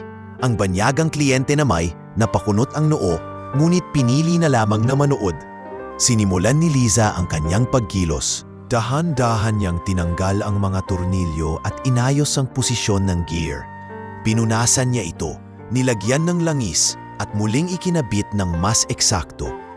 Habang ginagawa niya ito, pawis ang dumadaloy sa kanyang noo, ngunit hindi siya nagpakita ng alinlangan. Bigyan niyo ako ng 10 minuto pa, sabi niya habang patuloy na nagtatrabaho. Tahimik ang buong silid. Wala nang nagbibiro, wala nang nagtatawanan. Ang lahat ay nakamasid sa bawat kilos ng isang babaeng hindi nila inakalang may alam sa ganitong uri ng makina. Ang mga engineer ay tila napilitang mag-aral muli sa kanyang ginagawa, habang tang mga kliyente na may hindi makapaniwala sa kanilang nasasaksihan. Matapos ang ilang pagsasaayos, tumayo si Liza at huminga ng malalim. Pakisibukan niyo ulit, wika niya. Nag-aatubili ang isang engineer, ngunit sa utos ni Don Ricardo ay agad niyang pinindot ang switch. Unti-unting umikot ang makina at sa unang pagkakataon matapos ang maraming buwan, naging maayos ang tunog nito. Walang kalansing, walang biglang paghinto. Parang musika ang ritmo ng mga gear na kumikilos. Ngunit hindi pa doon nagtapos si Liza. Huwag muna kayong magbunyi, wika niya. Kailangan kong tiyakin na tatagal ito. May isa pa akong gagawin. Lumapit siyang muli at ininspeksyon ang iba pang bahagi. May nakita siyang maluwag na piraso na hindi masyadong pinapansin ng mga engineer. Kung hindi ito aayusin, babalik din ang problema, sabi niya. Muli niyang inayos at tiniyak na nakalapat ng maayos ang lahat ng bahagi. Habang nabala siya, lumapit si Marisa at mahina ngunit may halong inis na bulong. Hindi ka ba natatakot na mapahiya? Kung pumalpak ka, katapusan mo na rito. Tumigil si Liza saglit at tumingin kay Marisa. Mas natatakot akong manahimik at hayaan ang lahat na bumagsak. Ma'am, sagot niya ng diretsyo. Hindi nakaimik si Marisa at umalis na lang. Makalipas ang halos 40 minuto, natapos ni Liza ang kanyang pagsusuri at pagsasaayos. Muli niyang iniutos na paandarin ang makina at nang umandar ito, mas naging maayos pa ang takbo. Wala nang kakaibang tunog at tuloy-tuloy na gumana ang buong proseso. Nagpalakpakan ang ilang staff na hindi nakapigil sa tuwa. Ang mga engineer naman ay napilitang tumango, halatang hindi makapaniwala sa nasaksihan. Ang banyagang kliyente ay napatingin kay Don Ricardo at sabay sabing, "It seems she really knows what she's doing." Ngumiti si Don Ricardo, unang pagkakataon sa mahabang panahon. "I told you, sometimes solutions come from where we least expect them." Habang patuloy ang tandandar ng makina, si Liza ay nakatayo lamang sa tabi. Hawak pa rin ang kanyang lumang notebook. Hindi siya nagbubunyi, hindi rin siya nagyayabang. Tahimik lamang siyang nakatingin, halos hindi makapaniwala na nagawa niyang ipakita sa lahat ang matagal na niyang iniingatan sa kanyang isipan. Sa kanyang loob, kumakabog ang kanyang dibdib. Ito na ang unang hakbang, ang simula ng isang pagbabago. Hindi na siya basta tagalinis. Ngayon, siya ang babae na nagbigay ng liwanag sa oras na halos mawalan ng pag-asa ang lahat. Eksaktong isang oras matapos simulan ni Liza ang kanyang trabaho, umandar ng maayos ang makina.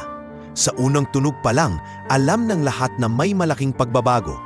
Ang ugong na dati parang pilit na bumabalik sa pagkabigo ay napalitan ng tuloy-tuloy at banayad na ritmo. Ang mga gear ay nagtagpo ng eksakto at ang vibration na dati nakakabingi ay halos wala na. Ang planta na ilang buwan ng parang sementeryo ng sirang bakal ay muling nabuhay. Nagkatinginan ang lahat. Ang mga engineer na dati nakapagtatawa kay Liza ay natigilan, hindi makapaniwala sa kanilang nakita. Ang mga banyagang kliyente na kanina handa ng isara ang kontrata ay napalapit sa makina. Sinusuri ang bawat galaw nito. At si Don Ricardo na ilang linggo nang halos mawala ng pag-asa ay hindi nakapaniwalang nakikita ang pagbabalik ng kanilang pag-asa. Impossible, mahina ngunit malinaw na sambit ng isang engineer. Ginawa niya sa loob ng isang oras ang hindi namin magawa ng ilang buwan. Ang isa pang engineer ay napailing, halatang nahihiya. Tama siya, mali lang talaga ang alignment. Hindi namin narinig, hindi namin naramdaman. Pero siya ang nakakita. Hindi mapigilan ng ilang staff ang mapapalakpak. Unti-unti, ang katahimikan ay napalitan ng ingay ng tuwa at gulat. Kahit ang mga hindi nakakaintindi sa teknikal na bahagi ay alam na may milagro silang nasaksihan. Ang banyagang kliyente na kanina'y malamig ang tingin ay biglang lumapit kay Liza. Tumayo siya sa harapan nito. Mataas ang tindig, ngunit halatang may respeto sa kanyang boses. How did you know? Nagulat si Liza. Hindi sanay na siya ang kausap ng ganoon kataas na tao. Dahan-dahan siyang sumagot. Hindi ko po alam lahat, pero ilang linggo ko pong inoobserbahan ang makina. Pinakinggan ko po ang bawat tunog, naramdaman ko ang panginginig. Doon ko po naisip na may mali sa alignment. Nagkatinginan ang mga banyagang kliyente. Halatang impress sila, ang isa sa kanila ay napailing. Habang napapangiti, remarkable, truly remarkable. Nang marinig yun, lumapit si Don Ricardo kay Liza. Ang kanyang muka, na sanay laging seryoso at mabigat, ay ngayon puno ng gulat at pasasalamat. Liza, mahinahong sabi niya, ngunit ramdam ang bigat ng kanyang damdamin. Alam mo ba kung ano ang ginawa mo? Nailigtas mo ang buong kumpanya. Hindi nakasagot si Liza. Sa halip, napaluha siya. Hindi dahil sa papuri, kundi dahil sa bigat ng lahat ng kanyang tiniis bago dumating ang sandaling iyon. Sa bawat pangmamaliit, sa bawat tawanan, sa bawat gabing nagbasa siya ng lumang libro at nagbunyagi sa kabila ng pagod, heto na ang katibayan na hindi siya nagkamali sa pagpupursige. Lumapit ang ilang engineer at sa unang pagkakataon, lumambot ang kanilang mga mukha. Pasensya ka na, Liza, sabi ng isa. Mali kami, dapat nakinig kami noong una. Pasensya na kung minamaliit ka namin, dagdag ng iba. Ngayon alam namin, mas malawak ang kakayahan kaysa sa nakikita lang sa uniforme. Mumiti si Liza sa kanila, pinunasan ang kanyang mga luha. Wala po iyon. Hindi ko rin naman nakalain na darating ang araw na mapapansin ninyo ang sinasabi ko. Masaya po ako na nakatulong. Samantala, ang mga banyagang kliyente ay nag-usap-usap at pagkatapos ay lumapit kay Don Ricardo. We are satisfied, sabi ng isa. This machine is working perfectly now. The contract will continue. Para bang nabunutan ng tinik si Don Ricardo. Thank you, sir, sagot niya bago siya muling tumingin kay Liza. At higit sa lahat, thank you, Liza. Hindi ko malilimutan ito. Ang mga empleyado'y napuno ng saya. May ilan pang nagsigawan ng salamat, Liza, habang palakpakan ang iba. Si Mang Ramon, na tahimik lang sa isang sulok, ay palihim na pinahid ang kanyang luha. Anak, sinabi ko na sa'yo, darating din ang panahon na makikita nila ang halaga mo. Bulong niya habang pinagmamasdan si Liza. Sa gabing iyon, hindi lamang ang makina ang muling umandar, Muling umandar ang tiwala ng mga tao sa kumpanya, ang tiwala ng mga kliyente, at ang pag-asa ng lahat ng empleyado. Si Liza, na dati isang simpleng katulong na pinagtatawanan at minamaliit, ay ngayon naging ilaw sa oras ng kadiliman. Hindi siya nagbida, hindi siya nagyabang, tahimik lamang siyang umupo sa gilid. Pinagmamasdan ng lahat habang nagtutuwa. Ngunit sa kanyang puso, alam niyang hindi na siya kailanman mapakalimutan ng kumpanyang iyon. At sa oras na iyon, napatunayan ni Liza na ang isang simpleng babae na walang diploma at walang titulo ay may kakayahang gumawa ng bagay na hindi kayang resolbahin ng 20 magagaling na inhenyero. Sa loob ng isang oras, binago niya hindi lang ang takbo ng makina, kundi pati ang pananaw ng lahat ng tao sa kanya. At iyon ang simula ng kanyang tagumpay. Isang tagumpay na hindi lamang sa kanya, kundi pati sa lahat ng naniniwala na ang sipag, tiyaga at pagmamasid ay maaring humigit pa sa inaakala ng mundo. Pagkatapos ng matagumpay na pag-andar ng makina, nagbago ang ihip ng hangin sa loob ng kumpanya. Ang dating katahimikan na puno ng kaba at pangamba ay napalitan ng sigla at bagong pag-asa. Ngunit higit pa sa muling paggana ng makina ang pinakamahalagang nangyari. Nagbago ang pagtingin ng lahat kay Liza. Kinabukasan, pagpasok ni Liza sa planta, ibang-iba na ang salubong sa kanya. Hindi na siya basta dumaraan lang na parang hangin. Ang mga empleyadong dati hindi man lang siya binabati ay ngayon ay nagsasabi ng, "Magandang umaga, Liza." May ilan pa nga na nakangiting kumakaway.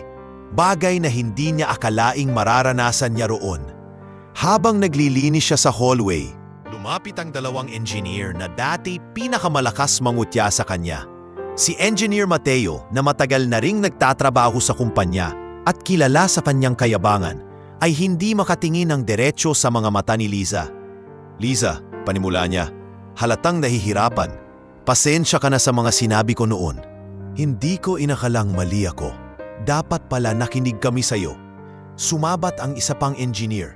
"Oo nga, kahit kami na may diploma, hindi namin nagawa. Pero ikaw, nagawa mo ng mas mabilis. Maliit ang tingin namin sa iyo, pero malaking bagay ang ginawa mo."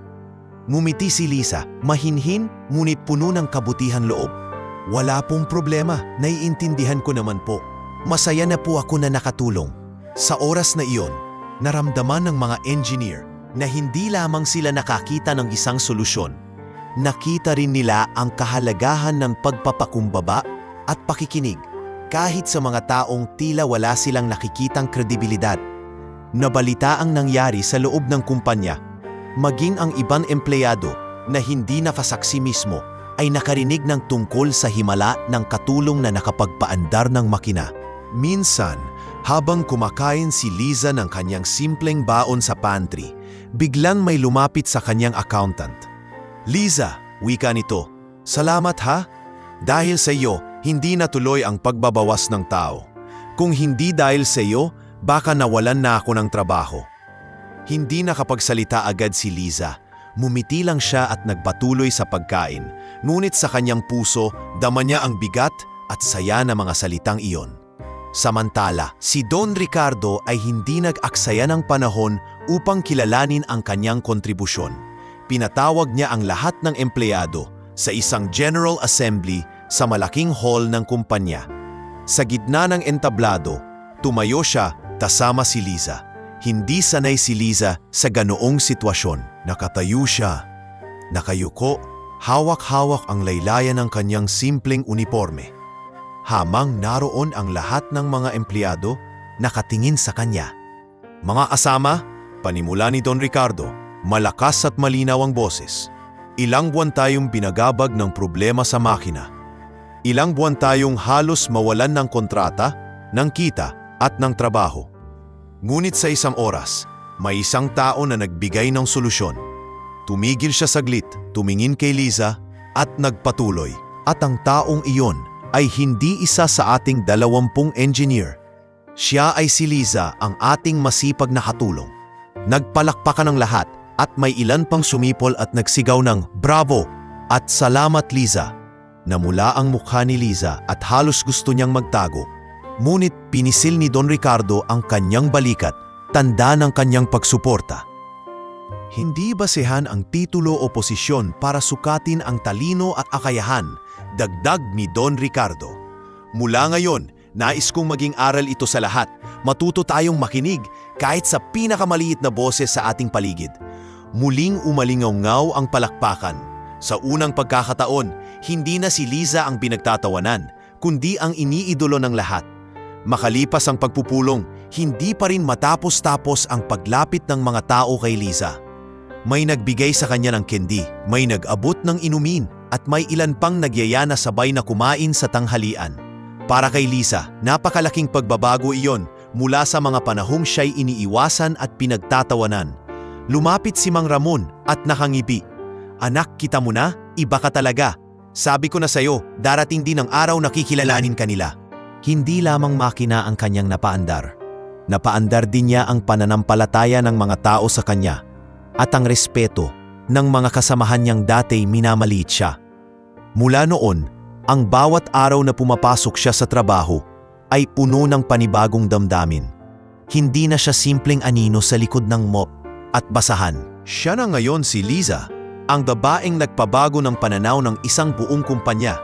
At bagaman na natili pa rin siyang mapagpakumbaba, alam niya sa kanyang puso na nagsisimula na ang mas malaking pagbabago. Ang mundo na dati sarado para sa isang tulad niya ay unti-unti nang bumubukas. At sa unang pagkakataon, dama niya na may puwang siya. Hindi lamang bilang tagalinis, kundi bilang isang taong may kakayahang makagawa ng malaking pagbabago. Hindi nagtagal ay nagsimulang dumaloy ang pagbabago sa buong kumpanya. Mula nang mailigtas ni Liza ang kontrata, hindi na siya basta tatulong lang sa paningin ng lahat. Ngunit higit pa sa pagkilala, dumating ang mas malaking regalo. Isang pagkakataon na magpabago ng kanyang kinabukasan. Isang umaga, pinatawag siya ni Don Ricardo sa kanyang opisina. Kinakabahan siyang kumatok sa pinto. Dala pa ang kanyang map na plano sanang gamitin sa paglilinis. "Pasok!" Malalim na tinig ng CEO. Pagpasok niya, bumungad sa kanya ang malawak na opisina, punong-puno ng mga libro, plano, at makabagong kagamitan. Nakaupo si Don Ricardo sa kanyang leather chair, hawak ang ilang dokumento. Pagkakita niya kay Liza, mumiti siya, isang bihirang eksena. "Liza," panimula niya, "ilang gabi na akong iniisip kung paano ko maipapakita ang aking pasasalamat. Dahil sa iyo, hindi lamang tayo nakaligtas sa problema, kundi nanumbalik din ang tiwala ng mga kliyente." Napayuko si Liza, nanginginig ang boses. "Wala po iyon, sir. Masaya na po akong nakatulong." Umiling si Don Ricardo at ipinulak sa kanya ang isang sobre. "Ito ay scholarship grant. Gusto kong ipagpatuloy mo ang pangarap mo. Pag-aralan mo ang kursong engineering. Kami ang sasagot sa lahat ng gastusin." Nanlaki ang mga mata ni Liza. "Sir, ako po." Pero pinutol siya ng CEO. "Alam kong may kakayahan ka. Hindi mo kailangan ng diploma para patunayan iyon. Pero gusto kong magkaroon ka ng pagkakataon. Hindi lahat ng marunong ay nabibigyan ng pagkakataon. At ayaw kong mangyari iyon sa iyo." Hindi napigilan ni Liza ang mapaluha. "Maraming salamat po, sir. Hindi ko po kayo bibiguin." Mula noon, nagsimula ang bagong yugto ng kanyang buhay. Habang patuloy siyang nagtatrabaho bilang tagalinis sa kumpanya, nagsimula na rin siyang mag-aral sa gabi. Ang mga librong dati pa simpleng tinitinggan lang niya sa mesa ng mga engineer, ngayon ay hawak-hawak na niya bilang lehitimong estudyante. Sa unang linggo ng kanyang klase sa unibersidad, ramdam ni Liza ang hirap. Nakasabay niya ang mga kabataang estudyanteng mas bata sa kanya. Karamihan ay galing sa mayayamang pamilya. Habang nakasuot sila ng bagong damit at may mamahaling gamit, si Liza ay dumadating na pagod, galing trabaho. Dala ang lumang bag at notebook na halos mapuno na ng sulat. "Uy, tingnan mo siya!" bulong ng isang estudyante. "Parang katulong lang pero nag-e-engineering? Siguro scholar lang, baka hindi rin makasabay." Narinig iyon ni Liza ngunit pinili niyang manahimik. Sa halip na panghinaan ng loob, lalo siyang nagsumikap. Tuwing uwian, hindi siya agad natutulog. Sa halip, binubuklat niya ang kanyang mga libro. Sinusulat sa notebook ang bawat formula at diagram hanggang sa makatulog siyang nakadapa sa mesa. "Liza, baka naman napapagod ka na," sabi ni Mang Ramon isang gabi nang makita siyang halos hindi na makatayo sa pagod. Ngumiti si Liza at sagot, "Oo po, pero hindi ko pwedeng sayangin ang pagkakataon na ito. Para rin po ito sa kinabukasan natin." Maging ang ilang engineer sa kumpanya ay nagsimulang tumulong sa kanya. May mga pagkakataon na kapag hindi niya maintindihan ang isang leksyon, naglalakas loob siyang lumapit. "Engineer Mateo," minsang wika ni Liza, "pwede po ba akong magtanong tungkol sa torque equation? Hindi ko po masyado maintindihan." Nagulat ang engineer, ngunit numiti at nagsimulang magpaliwanag. Ito pala ang pinag-aaralan mo. Sige, tuturuan kita." Unti-unti ang mga dating mapanlait ay naging kanyang mga guro at kakampi. Nakita nila sa kanya ang hindi matitinag na tiyaga at pagpapakumbaba, bagay na nagpaalala rin sa kanila ng kanilang sariling pinanggalingan bago sila maging engineer. Lumipas ang mga buwan, nagsimulang kumalat ang balita tungkol kay Liza sa universidad. Hindi siya karaniwang estudyante, siya'y isang dating katulong na nagsusumikap habang nagtatrabaho. Maraming estudyante ang humanga sa kanyang dedikasyon at unti-unti ang mga pangungutya ay napalitan ng respeto. "Grabe Liza," sabi ng isa sa kanyang kaklase, "kahit pagod ka sa trabaho, nakakasabay ka pa rin. Ang galing mo." "Hindi naman po ako magaling," sagot ni Liza.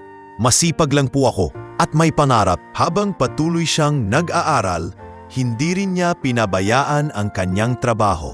Sa kumpanya, nagsilbi siyang inspirasyon sa mga kasamahan. Kapag may problema sa makina, palagi siyang nakikinig at nagsusulat ng mga obserbasyon. Hindi siya nangingialam ng sobra, ngunit alam ng lahat na ang kanyang mata at tainga ay may saysay.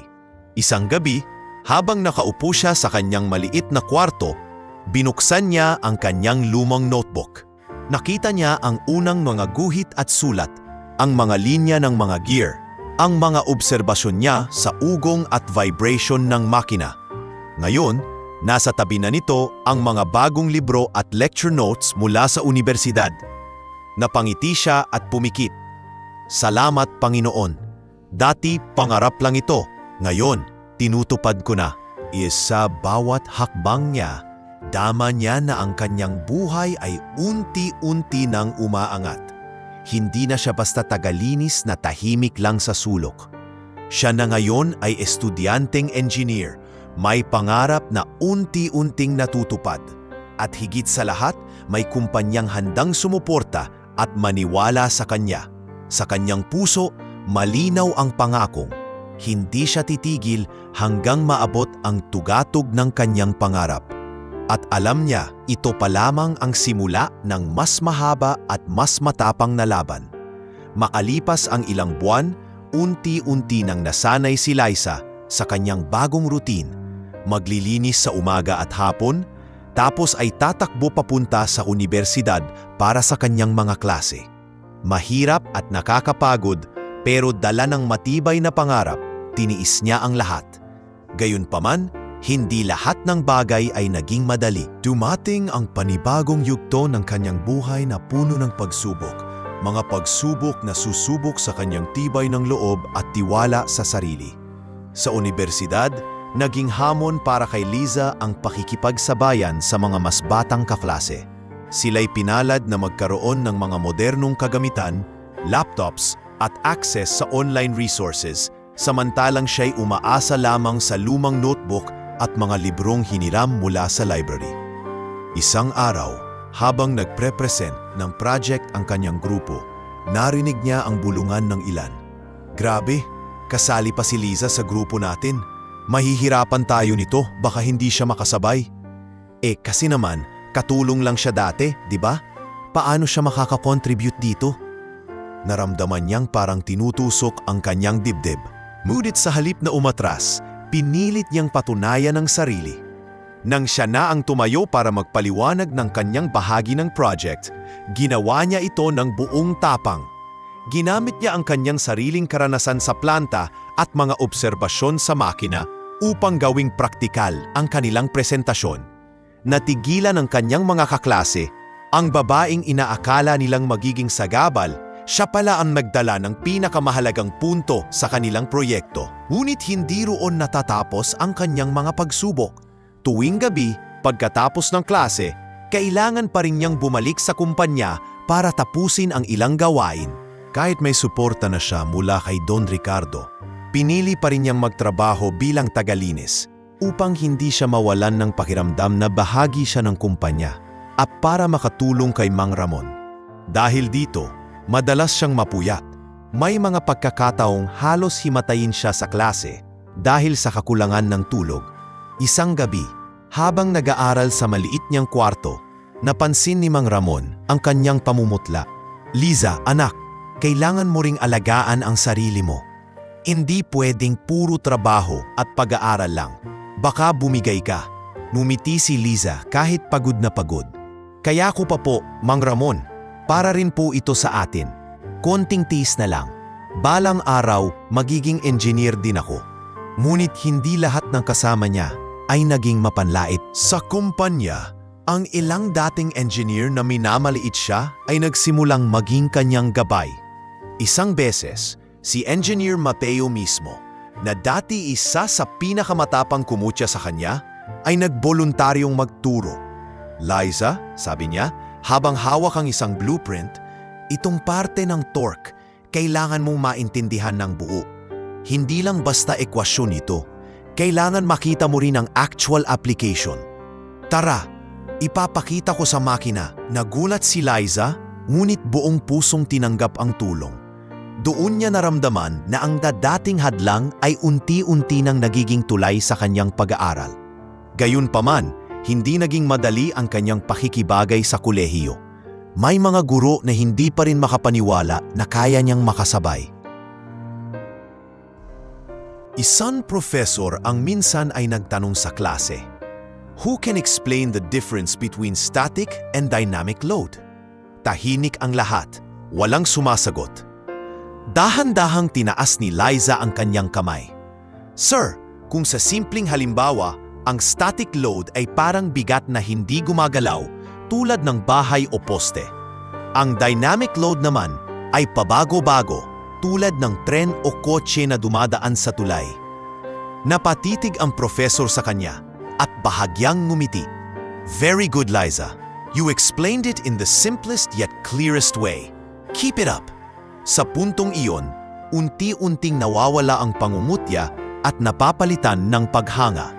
Ngunit hindi pa rin natatapos ang mga pagsubok niya.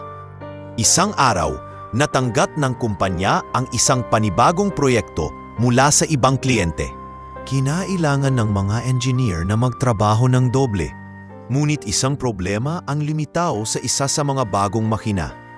Hindi ganoon kalala tulad ng dati, pero sapat upang magdulot ng kaba. Habang nakamasin si Liza, gusto na naman niyang magsalita, ngunit pinigilan niya ang sarili.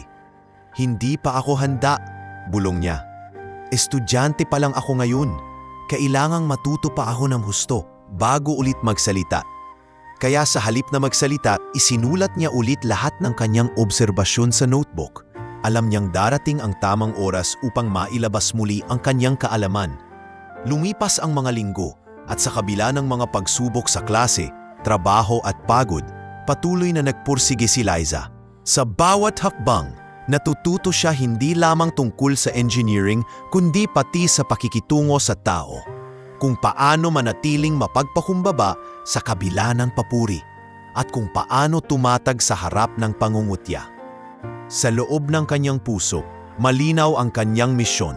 Hindi lamang para sa sarili niyang pangarap, kundi para rin ipakita sa lahat na ang kahirapan at kakulangan sa edukasyon ay hindi kailanmang magiging hadlang kung may sipag, tiyaga at pusong handang matuto. At habang unti-unting nadaragdagan ang kanyang kaalaman, alam niya na mas malalaking pagsubok pa ang darating. Ngunit ngayon, handa na siyang harapin ang lahat dahil ang dating katulong na pinagtatawanan ay isa ng estudyanteng pinapahalagahan at bukas siya'y magiging ganap na engineer na magdadala ng pag-asa sa marami. Lumipas ang isa pang taon ng walang tigil na pagsusumikap ni Liza. Sa araw, tagalinis pa rin siya ng kumpanya. At sa gabi, estudyante sa universidad. Kung minsan, halos wala na siyang oras sa sarili. Ngunit kahit ganoon, hindi siya tumigil.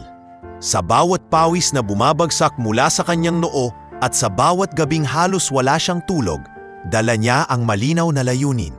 Matapos ang kanyang pag-aaral at patuloy na makatulong sa kumpanyang nagbigay sa kanya ng pagkakataon. Sa kumpanya, unti-unti nang nasanay ang lahat na makita si Liza hindi lamang bilang tagalinis kundi bilang estudyanteng may pangarap. May mga pagkakataong kapag nagkakaproblema ang ilang makina, kahit hindi siya hinihingan ng opinyon, palihim siyang nagsusulat ng kanyang mga obserbasyon at ibinabahagi ito kay Engineer Mateo. Liza, sabi ni Mateo minsang ipinakita niya ang kanyang notebook, napakatalino ng mga obserbasyon mo. Minsan nga mas detalyado pa kaysa sa report ng ilan sa amin. Hindi ko alam kung paano mo nagagawa to sa dami ng ginagawa mo. Numiti si Liza. Siguro kasi araw-araw kong naririnig at nararamdaman ang mga makina. Para na silang kaibigan ko. Sa universidad, mas lalo ring lumalim ang kanyang kaalaman. Ngunit kapalit ng kanyang pag-angat ay ang matinding sakripisyo. Maraming gabi ang nauwi sa pagod at luha. Isang beses matapos ang mahabang araw ng trabaho at klase, halos mawalan siya ng malay sa biyahe pa uwi. Mabuti na lang at nandoon si Mang Ramon na sumalo sa kanya at nag-alaga. Anak, sabi ni Mang Ramon habang pinapainom siya ng tubig, huwag mong kalimutang tao ka rin. Hindi ka makina na pwedeng magtrabaho ng walang tigil. Napaiyak si Liza.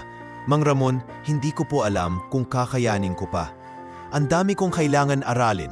Ang dami kong kailangan gawin sa kumpanya. Parang hindi na sapat ang isang araw para sa lahat. Ngunit pinisil ni Mang Ramon ang kanyang kamay. Liza, kaya mo yan. Nakita ko kung paano mo pinaglaban ang lahat mula pa noon. Kung kinaya mong paandarin ang makinang hindi magawa ng 20 engineer, mas kakayanin mo ito. Huwag kang susuko. Sa mga panahong iyon, ang suporta ni Don Ricardo ay nanatiling matatag. Minsang tinawag siya nito sa opisina, dala ang ilang papel. Liza, sabi ng CEO, alam kong mabigat ang pinagdadaanan mo. Nakausap ko ang dean ng universidad mo. Ipinasok kanila sa isang espesyal na programa para sa mga working students. Mas babagay ito sa schedule mo. Nanlaki ang mata ni Liza. Sir, ginawa niyo po yun para sa akin? Numiti si Don Ricardo. Oo, dahil karapat-dapat ka. Hindi ko hahayaang mapagod ka ng sobra at mapabayaan ang kalusugan mo. Dama ni Liza ang pag-aalaga ng CEO. Hindi lamang bilang boss, kundi parang isang ama na gumagabay. Samantala, sa bahay, hindi rin madali ang sitwasyon. Madalas niyang naiisip ang kanyang ina sa probinsya. Hindi na ito ganoon kalakas at tuwing nakakausap niya sa telepono, lagi nitong sinasabi, "Anak, huwag mong pinapabayaan ang sarili niyo. Hindi mo kailangang pahirapan ang sarili mo para lang magtagumpay. Kahit anong mangyari, proud na ako sa'yo." Ngunit lagi siyang sumasagot, "Inay, lahat po ng ginagawa ko para rin sa inyo. Kapag naging engineer ako, mas mapapadali ko na ang buhay natin." Ang sakripisyong iyon ay hindi lang pisikal, kundi emosyonal din. Madalas, naiisip niya kung tama pa ba ang landas na tinatahak niya. Ngunit tuwing maaalala niya ang makinang napaandar niya, bumabalik ang kanyang lakas ng loob. Dumating ang araw ng isang malaking seminar sa universidad kung saan kailangan nilang magpakita ng prototype project. Naisipan ng grupo ni Liza na gumawa ng isang maliit na makina na nakabatay sa mga obserbasyon niya sa planta. Habang ang iba ay nagpresenta ng mga proyektong ginamitan ng mamahaling materyales, ang kanila ay simple ngunit functional. Nang siyang magsalita, sinabi niya, hindi kailangang mamahalin o komplikado ang isang bagay para gumana. Kailangan lang tamang obserbasyon, tiyaga at tamang pag-aayos. Minsan, ang simpleng solusyon ang siyang pinakamabisang paraan. Nagpalakpakan ng mga guro at estudyante. Isa sa mga propesor ang nagsabi, "Miss Liza, Ang proyekto ninyo ay malinaw na may praktikal na aplikasyon. Malaki ang potensyal mo sa larangang ito. Ngumiti si Liza, ngunit hindi niya maitago ang kanyang pagod. Sa likod ng tagumpay, alam niyang kapalit nito ang halos walang pahinga at maraming gabi ng pagsasakripisyo. Pagbalik niya sa kumpanya, sinalubong siya ng mga kasamahan. Balita namin, Liza, ikaw daw ang pinakamagaling sa seminar ninyo. Wika ng isa. Hindi naman po, sagot niya ng mahinhin. Ginawa ko lang ang makakaya ko. Ngunit kahit anong pagpapakumbaba niya, alam ng lahat na ang sakripisyo niya ay bunga ng kanyang determinasyon. Sa kanyang maliit na kwarto bago siya matulog, muling binuklat ni Liza ang kanyang lumang notebook. Napuno na ito ng mas maraming sulat at diagram, hindi lang ng obserbasyon, kundi pati ng mga leksyon mula sa klase. Doon niya muling naisip, lahat ng sakit, lahat ng puyat, lahat ng pagod, sulit ito. Hindi ko lang pinapanday ang kinabukasan ko. Pinapanday ko rin ang kinabukasan ng mga taong naniniwala sa akin. At sa kabila ng bigat ng kanyang sakripisyo, alam niya sa sarili niya na bawat luha at pawis na kanyang ibinuhos ay magiging susi sa mas maliwanag na bukas. Matapos ang lahat ng hirap na pinagdaanan ng kumpanya, unti-unting muling bumangon ang Innovare Machinery Corporation. Ang makinang minsan ay naging simbolo ng kanilang kabiguan, ay ngayoy naging tanda ng kanilang tagumpay. Ang kontratang muntik nang mawala ay tuluyang nagpatuloy at higit pa roon, dumagsa ang mga bagong kliyente na nakarinig ng balitang muling umusbong ang kumpanya. Isang araw ginanap ang malaking pagpupulong kasama ang mga investors at board members. Sa loob ng maluwang na conference hall, nakaupo si Don Ricardo sa gitna, seryosong nakikinig sa mga ulat ng bawat departamento. Ngunit kakaiba ang timpla ng pulong na iyon, wala na ang bigat at kaba. Sa halip, punong-puno ng sigla ang bawat salita. Sir, panimula ng isang manager, mula nang maayos ang makina, bumalik na ang normal na produksyon. Sa katunayan, mas mataas pa ang output natin ngayon kaysa dati. Ang mga kliyente ay nag-extend ng kanilang kontrata ng 3 taon pa. Natahimik sandali ang silid at pagkatapos ay umalingaw-ngaw ang palakpakan mula sa mga board members. Tumango si Don Ricardo, ngunit alam ng lahat na may mas malaking dahilan kung bakit sila naroroon ngayon. Ngunit higit pa sa kontrata, dagdag ng manager, nais naming kilalanin ang taong nagligtas sa atin. Nagbukas ang pinto at pumasok si Liza, nakasuot ng simpleng uniforme. Hindi niya alam na ipapatawag siya sa mismong pulong ng pinakamataas na opisyal ng kumpanya. Kinakabahan siyang lumapit. Hawak ang lumang notebook na hindi niya pa ring iniiwan kahit saan siya magpunta. Mga kasama, sabi ni Don Ricardo habang nakatayo.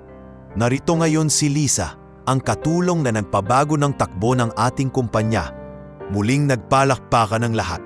Hindi makapaniwala si Liza na ang mga taong dati halos hindi siya pinapansin ay ngayon ay nagbibigay galang at humahanga sa kanya. Napayuko siya. Halos maluhap habang pinapakinggan ang mga sumunod na sinabi ni Don Ricardo. Hindi lahat ng tagumpay ay nanggagaling sa diploma o sa taas ng posisyon. Minsan ang tunay na solusyon ay nagmumula sa mga taong tahimik lang na nagmamasid, nagtitiis at nagsusumikap. Si Liza ang patunay na hindi hadlang ang kahirapan o ang mababang estado sa lipunan para makagawa ng pagbabago. Nakatayo si Liza sa harap ng lahat. Nanginginig ang boses ng magsalita. Maraming salamat po sa inyong lahat. Hindi ko po ito ginawa para sa papuri o pagkilala. Inawa ko po ito dahil naniniwala akong ang bawat isa sa atin ay may kakayahang magbigay ng solusyon, gaano man kaliit ang ating papel. Nag-angat ng kamay ang isang board member.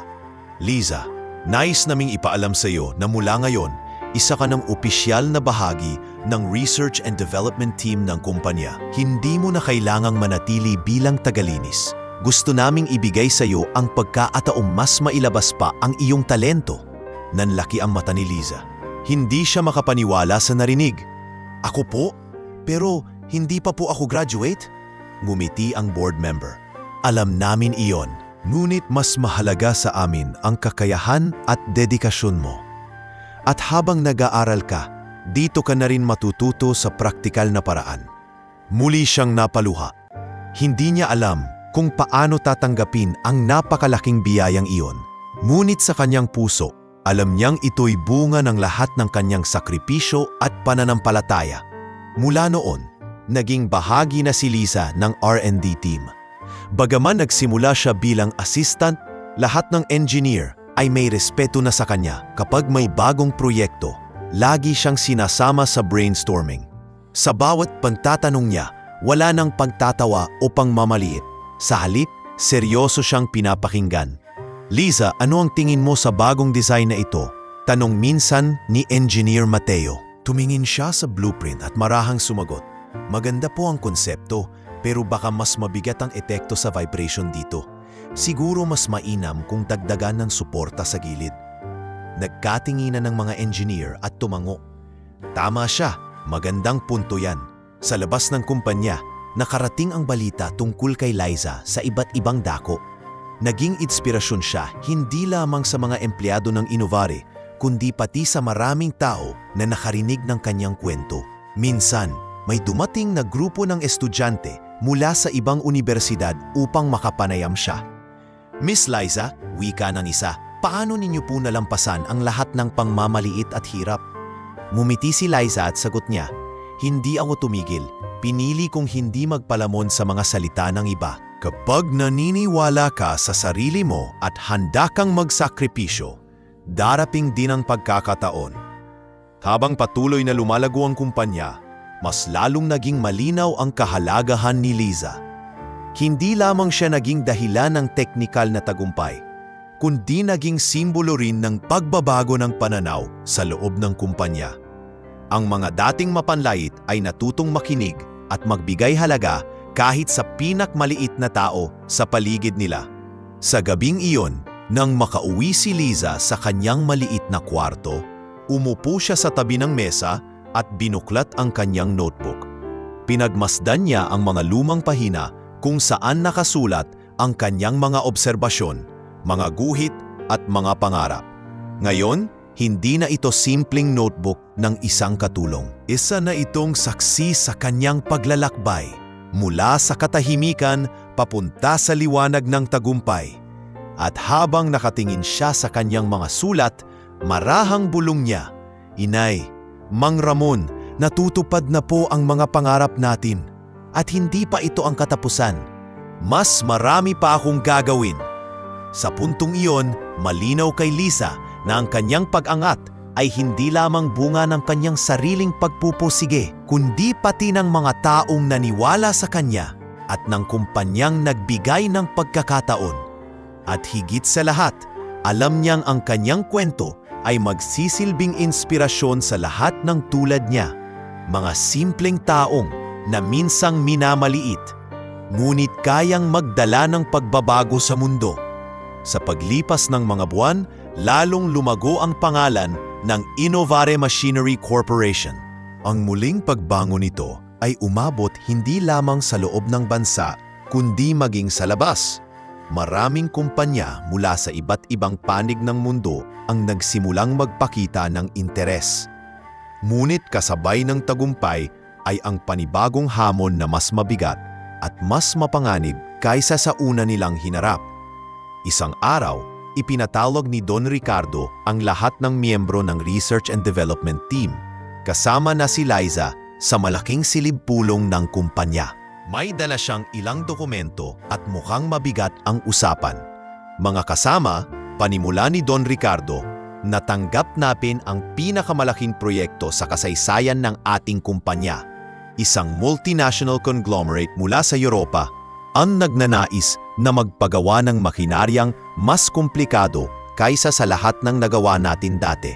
Kung magtatagumpay tayo, hindi lamang doble o triple ang kikitain natin, magsisilbi itong susi para mailagay tayo sa mapa ng buong mundo. Nagbulungan ang mga empleyado. Halata ang tuwa, ngunit may halong kaba. Tumayo ang isang senior engineer. "Sir, kung ganun kalaki ang proyekto, ibig sabihin ay hindi ito basta-basta. Malalaking kumpanya rin ang mga kakompetensya natin. Baka hindi natin kayanin." Tumango si Don Ricardo. "Tama ka, at narito ang hamon. Wala tayong sapat na panahon. 3 buwan lang ang binigay sa atin upang makabuo ng prototype. Kapag pumalpak tayo, malilipat ang kontrata sa ibang kumpanya. Napatitig si Liza sa kanyang lumang notebook na dala-dala niya pa rin. Sa kanyang isipan, bumalik ang alaala ng unang makina na muntik nang magpabagsak sa kumpanya. Ngunit ngayon, mas malaki at mas seryoso ang hamon. Lumapit si Engineer Mateo kay Liza at mahina nitong sinabi, "Kung sa unang beses ay nagawa mong iligtas tayo, baka ngayon mas kailangan ka pa namin. Huwag kang matakot na magbigay ng ideya." Ngumiti si Liza, ngunit dama niyang mabigat ang pasanin. "Hindi ako titigil sa pagmamasid at pagtulong. Pero kailangan din nating magtulungan ng buo. Hindi ko kayang mag-isa." Mula noon, nagsimula ang walang tigil na trabaho ng buong R&D team. Araw-araw, halos hindi na natutulog ang mga engineer. Gumugol sila ng oras sa pagdidisenyo, pagkalkula at pag-eeksperimento. At sa bawat pulong, palaging kasama si Liza, nakikinig, nagtatanong at nagbibigay ng mga obserbasyon na minsan ay mas nakikita kaysa sa malalalim na formula. Ngunit hindi lahat ay naging maayos. Sa ikalawang buwan ng proyekto, isang malaking problema ang lumitaw. Ang prototype na kanilang ginawa ay biglang sumabog sa gitna ng testing. Walang nasaktan ng malubha, ngunit malaking pinsala ang idinulot nito. Nabulabog ang buong kumpanya. Paano ito nangyari? Galit na tanong ng isa sa mga manager. Kung mauulit ito, wala na tayong pag-asa. Tahimik lang si Liza habang pinagmamasdan ang mga sirang bahagi ng makina. Lumapit siya at dahan-dahang hinaplos ang bakal na halos nadurog sa pagkakaputok. Hindi mali ang design. Mahina niyang sambit. Mali lang ang materyales na binamit. Hindi ito kayang tiisin ang pressure. Tumingin ang lahat sa kanya. "Sigurado ka ba?" tanong ni Engineer Mateo. Tumango si Liza. "Hindi ko pa alam ang eksaktong solusyon. Pero nararamdaman ko na dito tayo nagkulang. Kailangan nating maghanap ng mas matibay na materyales, kahit mas mahal." Nagkatinginan ng mga engineer at sumang-ayon. Isang mas batang engineer ang nagsabi, "Tama siya. Kung hindi natin babaguhin ang materyales, kahit anong design gawin natin, mabibigo pa rin tayo." Nabunutan ng tinik ang lahat. Ngunit alam nilang dagdag gastos ito at mas mabigat na desisyon. Nang gabi ring iyon, pinatawag ni Don Ricardo si Liza sa kanyang opisina. Nakaupo siya sa harap ng malalaking pintana, nakatanaw sa lungsod. "Liza," sabi niya, "alam kong marami ka nang naibigay na kontribusyon, pero ngayong mas malaki ang hamon. Baka hindi na sapat ang ating kasalukuyang lakas. Kung hindi tayo magtatagumpay, posibleng magsara muli ang pintuan para sa atin." Tahimik si Liza at tumingin sa kanya ng diretsyo.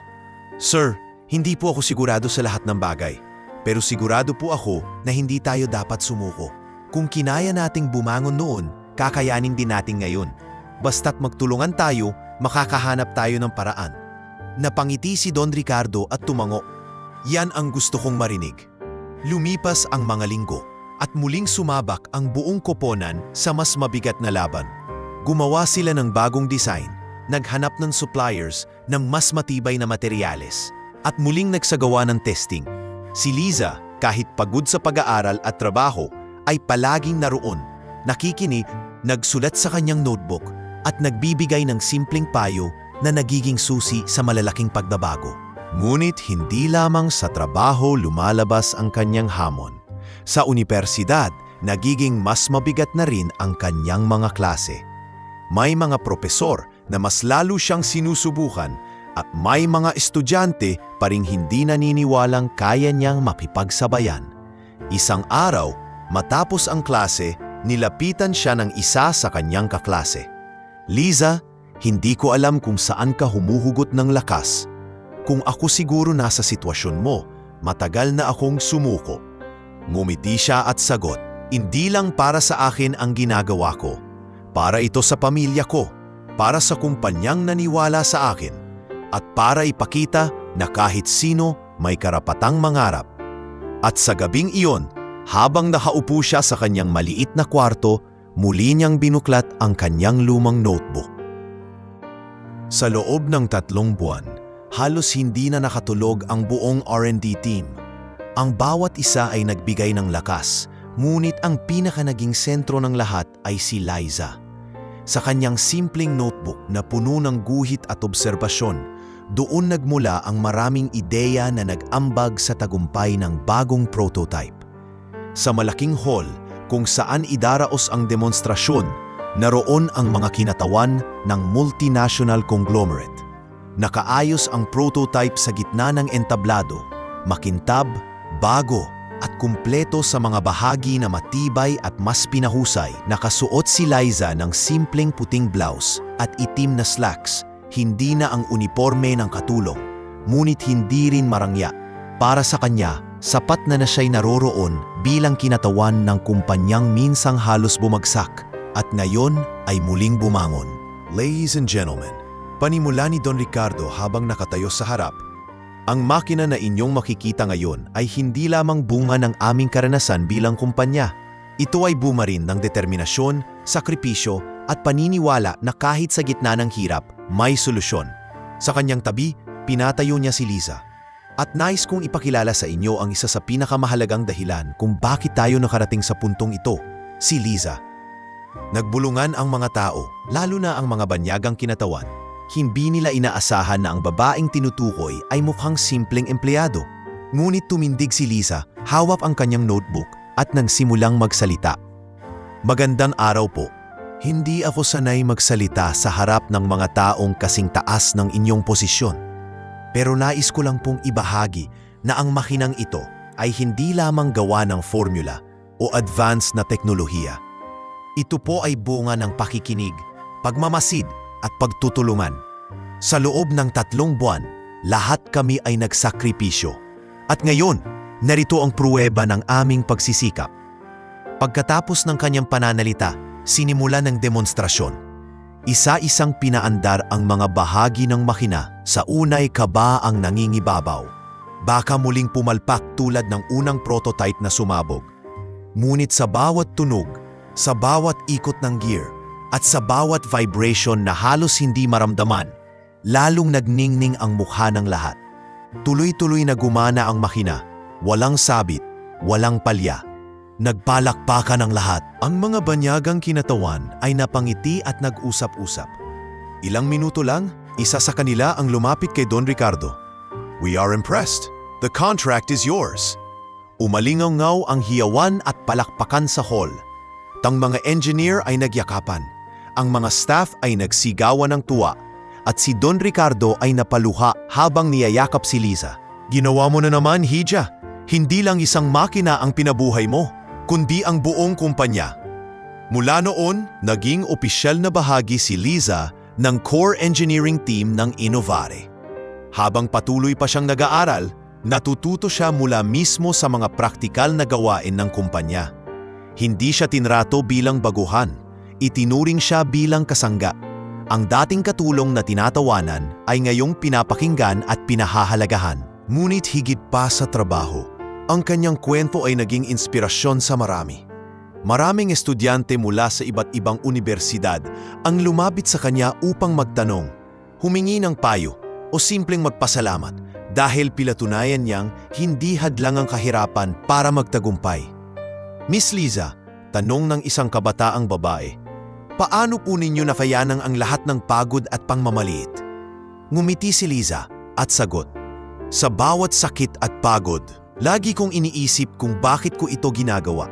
Hindi lang para sa sarili ko, kundi para sa pamilya ko at sa mga taong naniwala sa akin. At higit sa lahat, hindi ako tumigil maniwala na may halaga ako, kahit gaano ako kaliit sa paningin ng iba." Habang lumilipas ang panahon, natapos ni Liza ang kanyang pag-aaral sa unibersidad. Ang araw ng kanyang graduation ay hindi niya makakalimutan. Nakasuot siya ng toga, nakaupo sa gitna ng mga kabataang mas bata sa kanya. Ngunit siya ang pinakamasigla at pinakapinapalakpakan. Naroon si Don Ricardo, si Mang Ramon at ang kanyang ina na galing pa sa probinsya. Lahat sila'y umiiyak sa tuwa. "Anak," bulong ng kanyang ina matapos siyang yakapin, "ito na ang bunga ng lahat ng sakripisyo mo. Hindi na ako nagkamali ng maniwalang balang araw aahon ka rin sa kumpanya." Higit pa ang dumating na pagbabago. Mula sa iilang kontrata, naging isa na ang inubare sa pinakamalalaking pangalan sa industriya. At sa bawat proyekto, hindi mawawala ang pangalan ni Liza. Hindi lamang bilang dating katulong na nakahanap ng solusyon, kundi bilang ganap na engineer na nagbibigay ng pag-asa sa kumpanya. Ngunit sa kabila ng lahat ng tagumpay, nanatiling mapagpakumbaba si Liza. Sa bawat pagpupulong, dala pa rin niya ang kanyang lumang notebook. Hindi niya ito iniwan sapagkat iyon ang simbolo ng kanyang pinagmulan. Doon nakasulat ang kanyang mga pangarap, ang kanyang mga luha at ang kanyang unang hakbang tungo sa tagumpay. Sa isang huling pag-itipon ng kumpanya, muli siyang pinatayo ni Don Ricardo sa harap ng lahat. Mga kasama, sabi ng CEO, si Liza ay hindi na lang empleyado o engineer. Siya ay simbolo ng ating kumpanya. Simbolo ng sipag, tiyaga at paniniwala na walang maliit na tao sa mundong ito. Lahat tayo ay may kakayahan, basta't may tapang at pusong handang magsakripisyo. Muling nagpalakpakan ang lahat at sa gitna ng palakpakan iyon, tumingin si Liza sa langit at mahina niyang bulong. Salamat Panginoon, salamat sa lahat. At doon nagtapos ang isang yugto ng kanyang buhay. Mula sa pagiging isang simpleng katulong na minamaliit hanggang sa pagiging isang inspirasyon sa buong kumpanya at sa maraming tao. Ngunit para kay Liza, ito pa lamang tangsimula. Ang kanyang kwento ay patuloy na isusulat hindi lamang sa kanyang notebook kundi sa puso ng bawat taong naniniwala na ang pangarap gaano man kalayo ay kayang abutin kung hindi susuko.